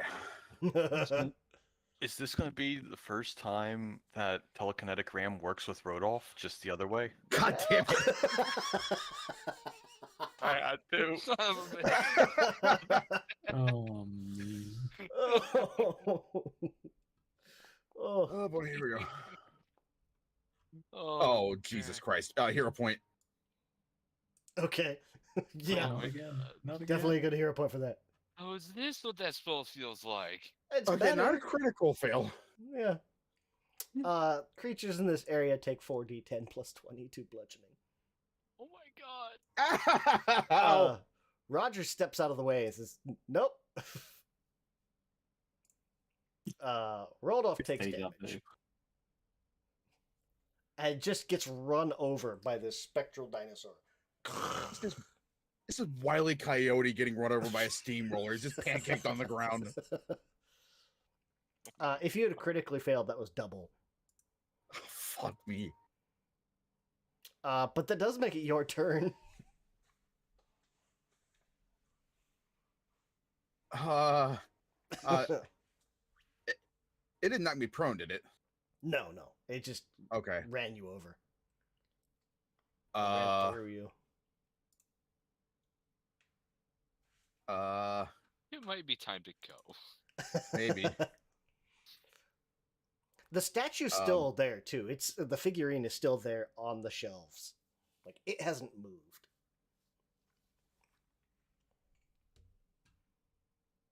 And this strikes me as like a ghost, a form of undead, right?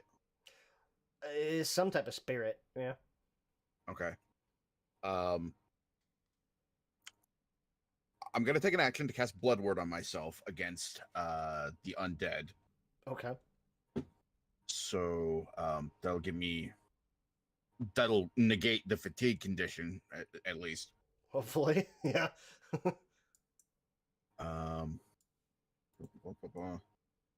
2 actions left. You said undead? Yes. Alright. And I'll actually cast Time Jump on myself to spend 2 more actions getting the fuck away from there. Okay. So yeah, as far as I can, yes, 60 feet, not in a straight line. Zip. Yeah, and Oh, that this was a roar. that spirit went back 30 feet. That's So just shy of where Directions. Killian's at. Yeah, Rodolph is going to spend his third action getting behind this table and cowering. Okay. Reasonable. Let's see. Savath. Savath can see in the dark. Good. The disabled devices on this one is just what the heck? I'm trying to understand why. Just why.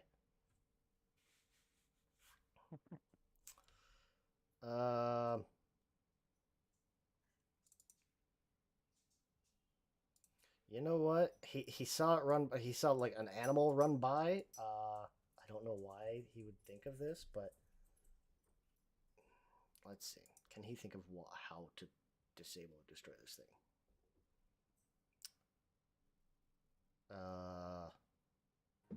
We'll go with religion. Can he think of a way to do it? 16.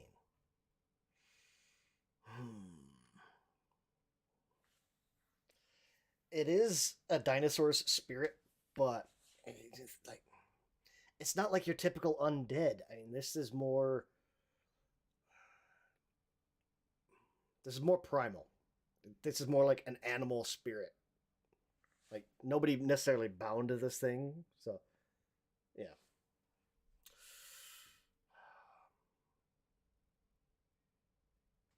I guess I'll try to scare it. Dinosaurs are scary. Savath thinks he's scary. Savath is not scary enough.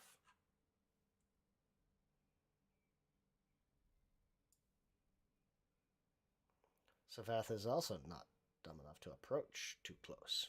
He's going to hide behind this desk.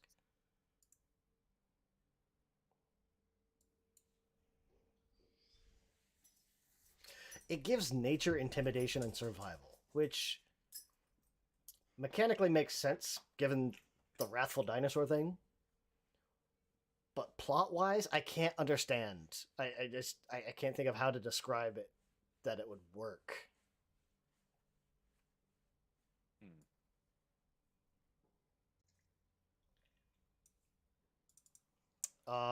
What's Kana got? Let's see. I know she's got some stuff. What do we got?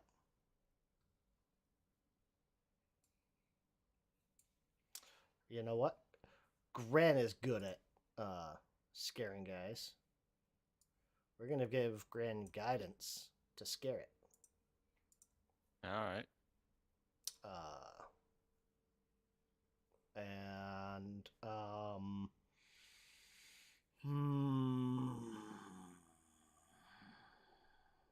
then she cast shield on herself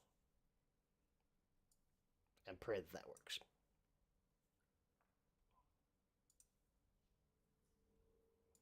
Roger, you're not living. You can approach this thing completely fine. It won't even bother you. When you say this thing, do you mean the thing that's still on the shelf or the dinosaur ghost thing? The dinosaur ghost thing came from the thing on the shelf, and it just kind of like it ran 30 feet and kind of faded out. Oh, So okay. it's just the figurine on the shelf. That's all it is. Out of interest, is the figurine facing outwards? Yeah, pretty much. Roger's going to try something stupid. Okay. I'm going to turn it 90 degrees to face the eastern wall. Okay, interesting. Yeah. Okay. Just reach over, rotate it 190. Like, just in case it's directional, you know. Because it was facing directly at you when you went near it. Roger's not smart. Give me a nature check or survival. See, but is it just dumb enough to work? Honestly, of those two, I think I might go with survival. Oh no, they're the same. Oh, okay. I think they're the same modifier for you. I don't know. Yeah, let's go with survival then. That makes the most sense for Roger. 13. A 10 and a 3. It's not even close to the DCs that it lists, but I'm going to go with it. We're going to say that at the very least, it doesn't... Here's what we're going to do. It does not disable the device. What it does do is... It changes the direction it's looking. So it's not disabled, but like you can kind of approach it. And like living people can approach it without it, like you can get a lot closer to it,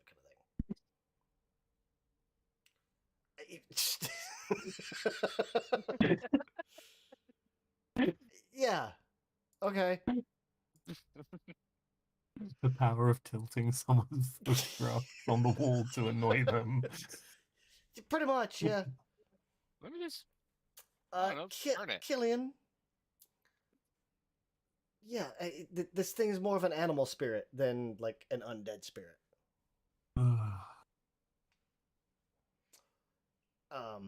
It is distracted. There we go. It's distracted.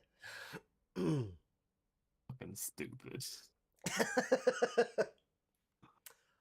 It's only dumb if it fails. Exactly. I mean, not wrong, but Jesus. It's just okay. Oh goodness. I'm just gonna leave that alone. Having seen Rudolph just scatter over here. Well, let's see. 10, 20. You know what? Here. I'll make again a GM's call. Because it is a dinosaur bone, and it is spiritually haunted. So maybe it's like supernaturally heavy or something, and it resists Rodolph's or Roger's turning. So I pretend that was an athletics check instead. You rolled a 10. Your athletics is 16. I'm going to count that as a 26. Yeah, you disabled it. Just rotate. Yeah. Yeah. I don't know. It works. Okay.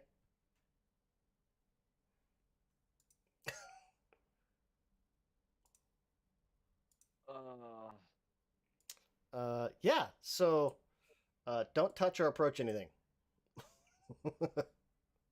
I was gonna say I was gonna go for give Rudolph some soothing. Yeah, yeah. Oh my god. Good grief.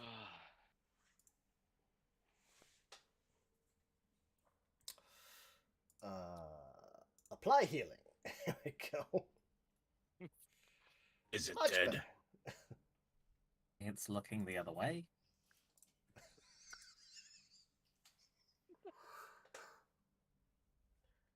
Grab the notes. Let's get out of here. Good grief. Any item, don't go near it. So, heading back to the desk real quick, like I imagine extremely cautiously. Rodolph is using telekinetic hand. He's staying as far away as possible. Okay. Oh my God. You're gonna find a few things. Oh, let me see here. At the very least, before all madness broke loose. Where'd it go? Good grief.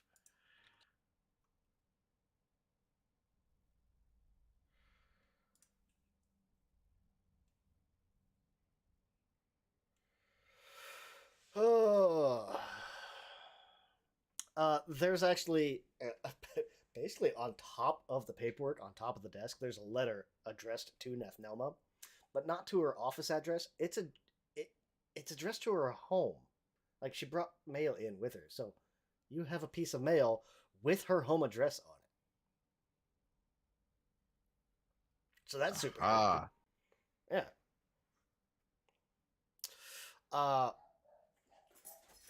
On in the trash can, like kind of near the top, it's one of those like, hey, wait a minute, what's that? You'll find there's a letter from the Palladium. It's an Ergothoan shrine here in town. There's several of them, but this is one of the nicer ones. It's not like top of the line, but still good. Essentially, it's like Nathnelmo apparently made a request for large quantities of something called shadow ash. They cannot. This letter is basically almost rejecting. It's like, we apologize profusely. We cannot handle the quantities, or we cannot deal in the quantities that you're requesting.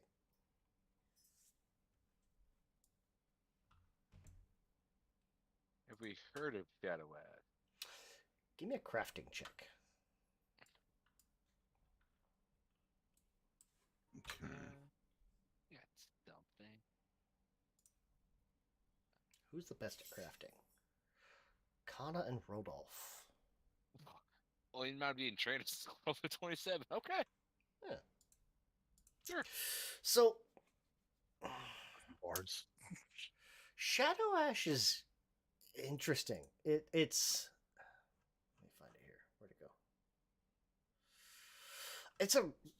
It's an alchemical substance. It's fairly rare. It's used to taint creatures with necromantic powers, making them more likely to rise as undead.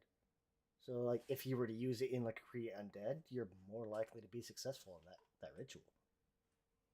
It's like an enhancing substance. So she's basically using steroids, in a sense. Not all like. So Roger couldn't use this, but if Rodolph were, say, creating a zombie, like he already has a body, and he brings in some shadow ash into the ritual as like a component, it would reduce the DC. Oh. Zombie Miracle Grow. Kind of, yeah. Basically.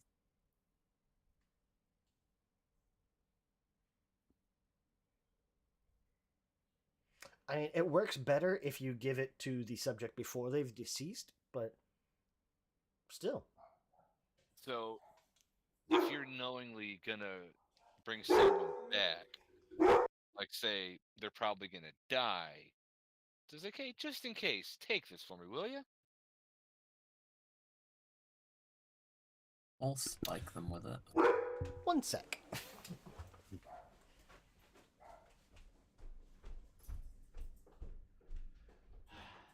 man, if you want to do an assassination, just kind of spike something. Okay, Big part of the poison. I think that was the memo.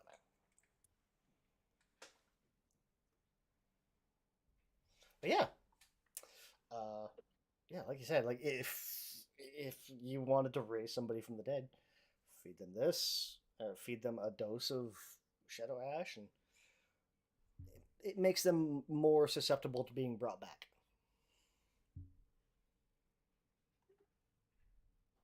Is Okay. that being shared among the party? Killian and Roldolf both rolled high enough. It was a 25. You Oh, yeah, guys Gillian would have sharing? said that out loud. I think this definitely might be of a suspicious aspect. How much was she trying to get? Does it say? Nope. Basically, it just says, "Hey, we apologize profusely. We cannot, we cannot provide the quantities you are requesting. So either very large or exceptionally small." Is this a illegal substance, or No. is it fine to have? It's fun to have. So this stuff makes it more likely that you could bring someone back from the dead. It's just exceedingly rare. And the other two were trying to make people not be alive. Now I'm going to put on that weird hat that that one detective had, you know, the one with the pipe and the monocle, and go that I reckon this might be the second step, and third step be profit and or army.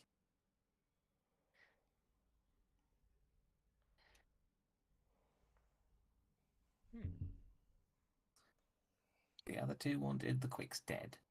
This one wants stuff to make it easier to bring the dead back. Under their thumb. Mm-hmm. That is what I assume. I don't know much Yeah, about the because they'll resurrection. be, if you bring them back, they'll be in your favor. So if you took things out of people of power, they'll now be of your favor. You could have more political influence, per se. Mm-hmm. And a precious Poison the few in supply. power that are actually alive. Mm-hmm. And the quicker the cattle to them, for the most part. Not only would they be cutting the supply of food to the other bloodlords, but he'd also be growing their numbers. So it's either cannon fodder for whatever coup they might have planned, or a means of pressuring the existing population to revolt. Either way, not good for the current status quo. I've had an idea. That's the sound. Roger putting it all together. That's the math What was working that out. noise? That's just what happens when he gets an idea.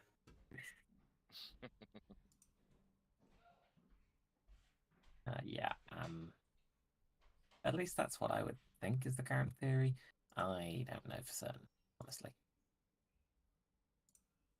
It makes as much sense as anything else. Which is concerning because it came from me. Because it's clearly it's wanted for a reason. So so there's a connection between all of them. We just don't know the final result.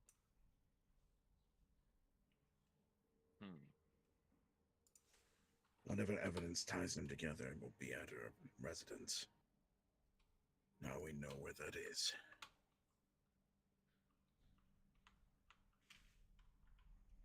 I suggest we scope it out. Get the lay of the land. Sounds like a plan. And get the hounds out of this office. Yes, please. Can we get out of here? I don't know. I like this dinosaur bone thing.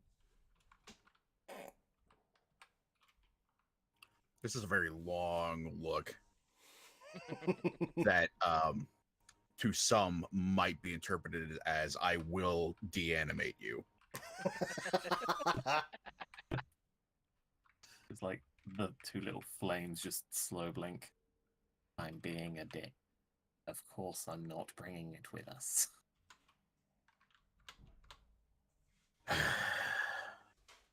And he'll just shake his head and climb back out the window.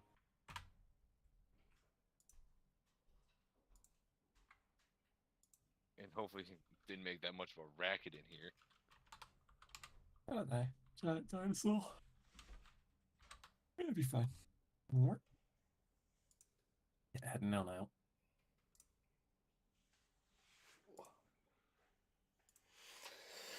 So, I got some information heading out of here.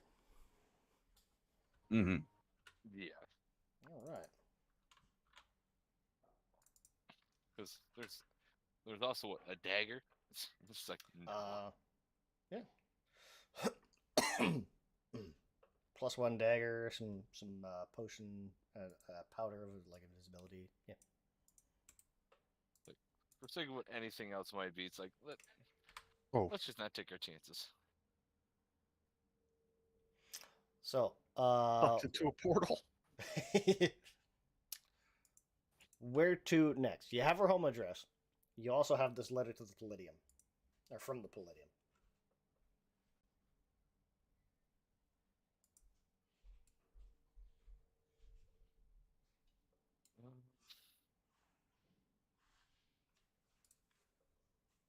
I don't know, but worth it just to, since we're all still drained, it'd be worth it just calling it a night. Yeah, it might be. Yeah, you figure it's getting near midnight. So if you want one of those, maybe we should just call it. Head back, get some sleep. Okay. Drop Then off just that. kinda maybe go back and talk with our new friends and see what their take on this letter might be. And how she would come across all these rare items. And the audacity to have them out in the open.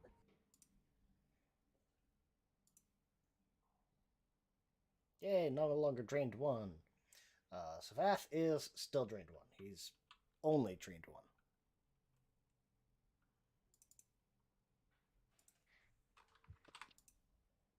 I mean, of course, Grin has a horrible idea for what to do with that holy symbol that he totally kept. I imagine there's Out in the middle of the probably night. like, yeah, I imagine there's probably a trip to Kuthanite Temple. Like, hey, there's, Serenite soul in here. Want to just bind the tortured soul in that, maybe Kuthanite it up, make it to a skull that I might be able to attach to my chain so I could just look at it and smile every once in a while. I assume many Kuthanite priests would be like, ooh, fun. I wonder if we can hear it scream from the symbol. Yeah, we'll do that. Here. Anyone else around just like, there's a reason we go with Urgathoa, just goddamn, dude.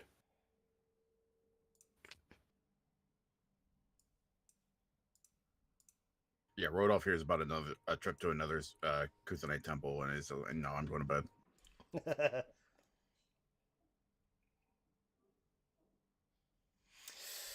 So yeah, you'd be able to kind of stop off, and they would happily.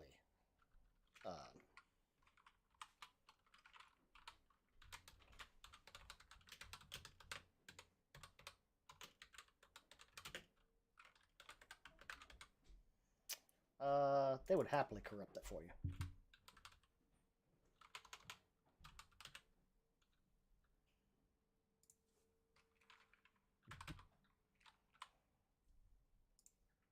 There you go. You got a corrupted Sarenite symbol. Woo! It's not much. I mean, it's been so twisted and mangled. It's only worth about 10 gold, but it's worth 10 gold. You could sell it. Charm bracelet, spiked chain.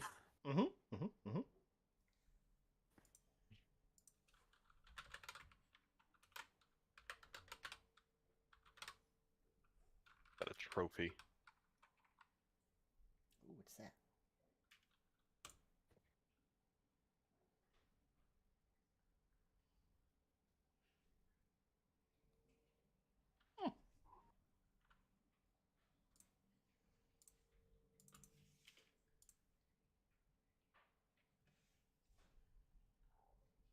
Oh, that would work too. You know what? I'm gonna check. I'm gonna change that. Because they do corrupt it, but they can't completely exorcise the spirit, so it's still in there. What it's going to Yay! be is a sluggish bracelet. It's a silver charm bracelet. Gives you a +1 to acrobatics. If you activate it, it'll reduce your movement speed by 10 for a minute. Don't activate it. Alright. Just kind of a fun thing, you know. It's a cursed item. You might be able to get the curse removed later on. Who knows? I don't know.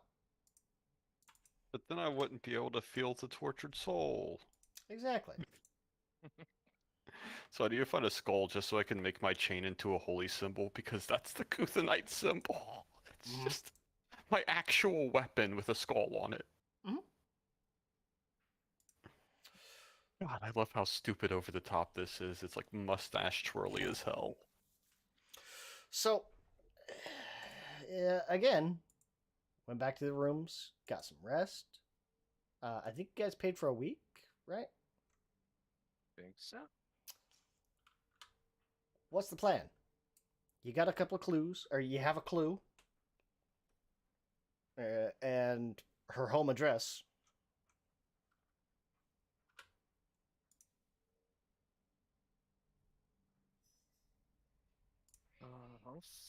Oh, it would be worth going back and talking to the other two bloodlords to kind of get their take on all this. Would Call it be about worth it? 10 a.m.? My thought is we'd want to have something concrete of criminal wrongdoing.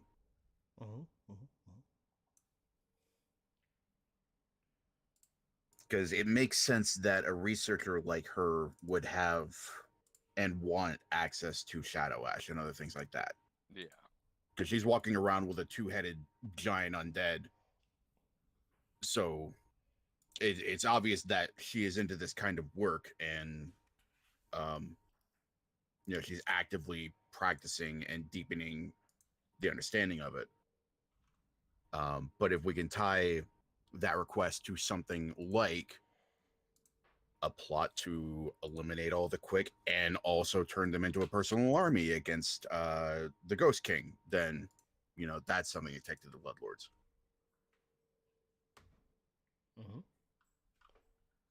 Yeah, because you're still kind of like, you have more clues, but you're still pretty much in the same spot. It's a lot of circumstantial. You don't have anything concrete. Yeah. But then still. Where to? We really don't know if she'll leave her house anytime. But this is the kind of stuff she has in her office. Kind of scared of what she might have in her house. Yeah. Zombie Etten for one. Let's see here. It is now Wednesday. We'll call it at like 10 a.m. You guys, it takes like an hour to get back to the room, sleep for an hour to get wherever you're going next. While we are still at our place of temporary residence, Rodolph will use the disguise kit to make himself look undead, and he'll do the same for anybody else who wants it.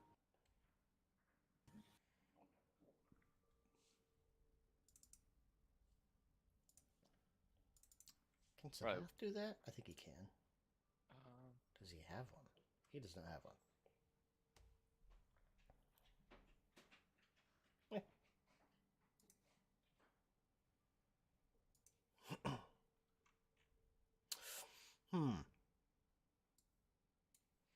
I feel like Kana regularly forgets, like, oh yeah, I'm not undead.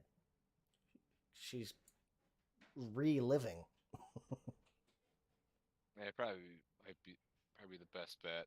So we're not like undoing like too much suspicion, especially if like, things are amiss in the office. Yeah.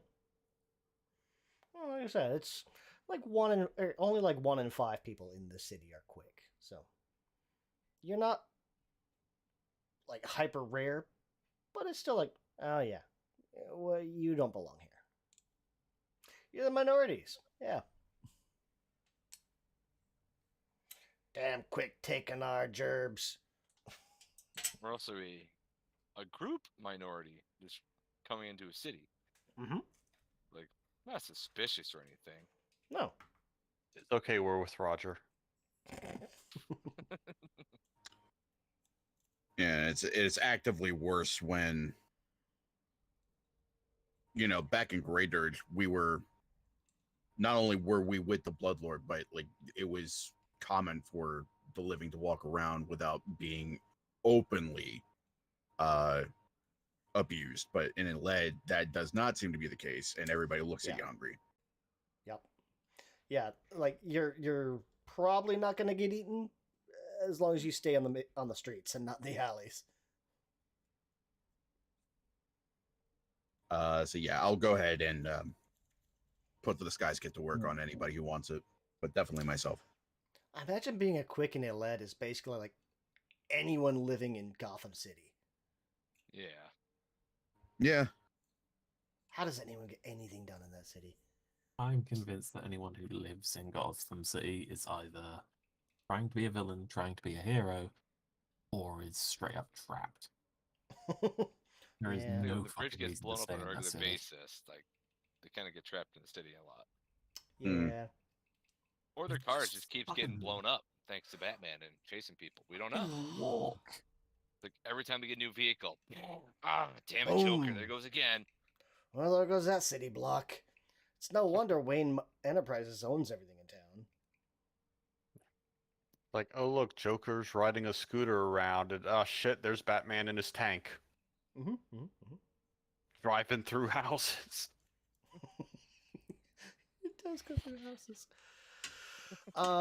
Yeah. So disguise kits all around, or to those that want it. Kind of closing things out to prep for next week or next session. Palladium or her house?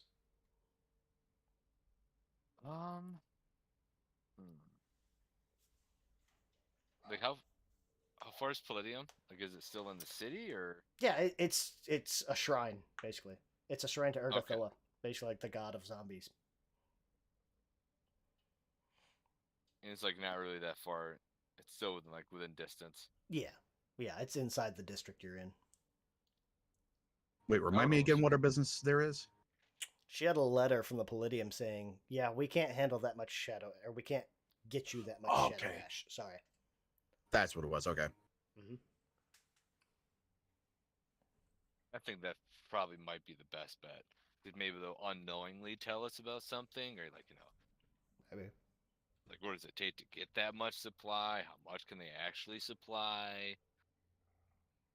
Yeah, and if we come up dry, it's probably not going to be nearly as dangerous if we screw up at our house. Yeah.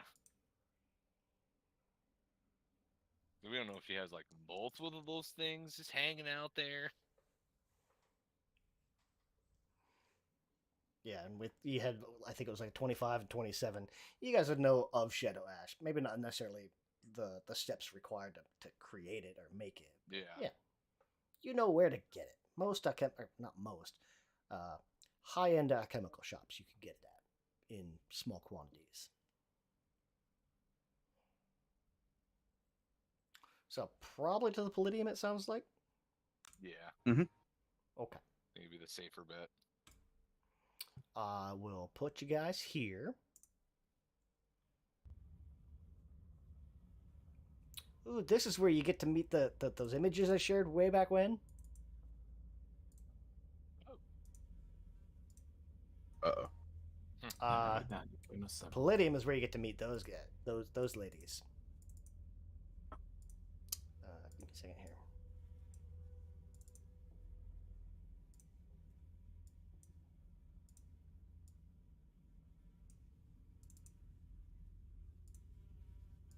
But we won't get too much into roleplay on it. I'm just going to kind of show you these, just to kind of show them off.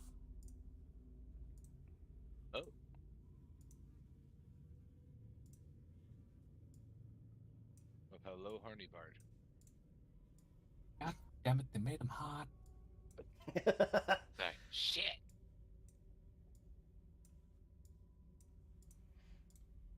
They actually all look like there's some really good artwork all around. That's really awesome artwork.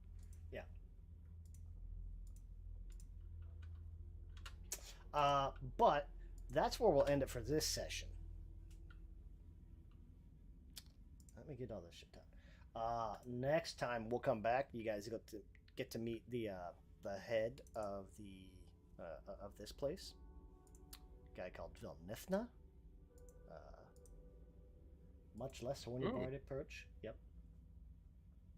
That's coward talk. But yeah, that'll be next time.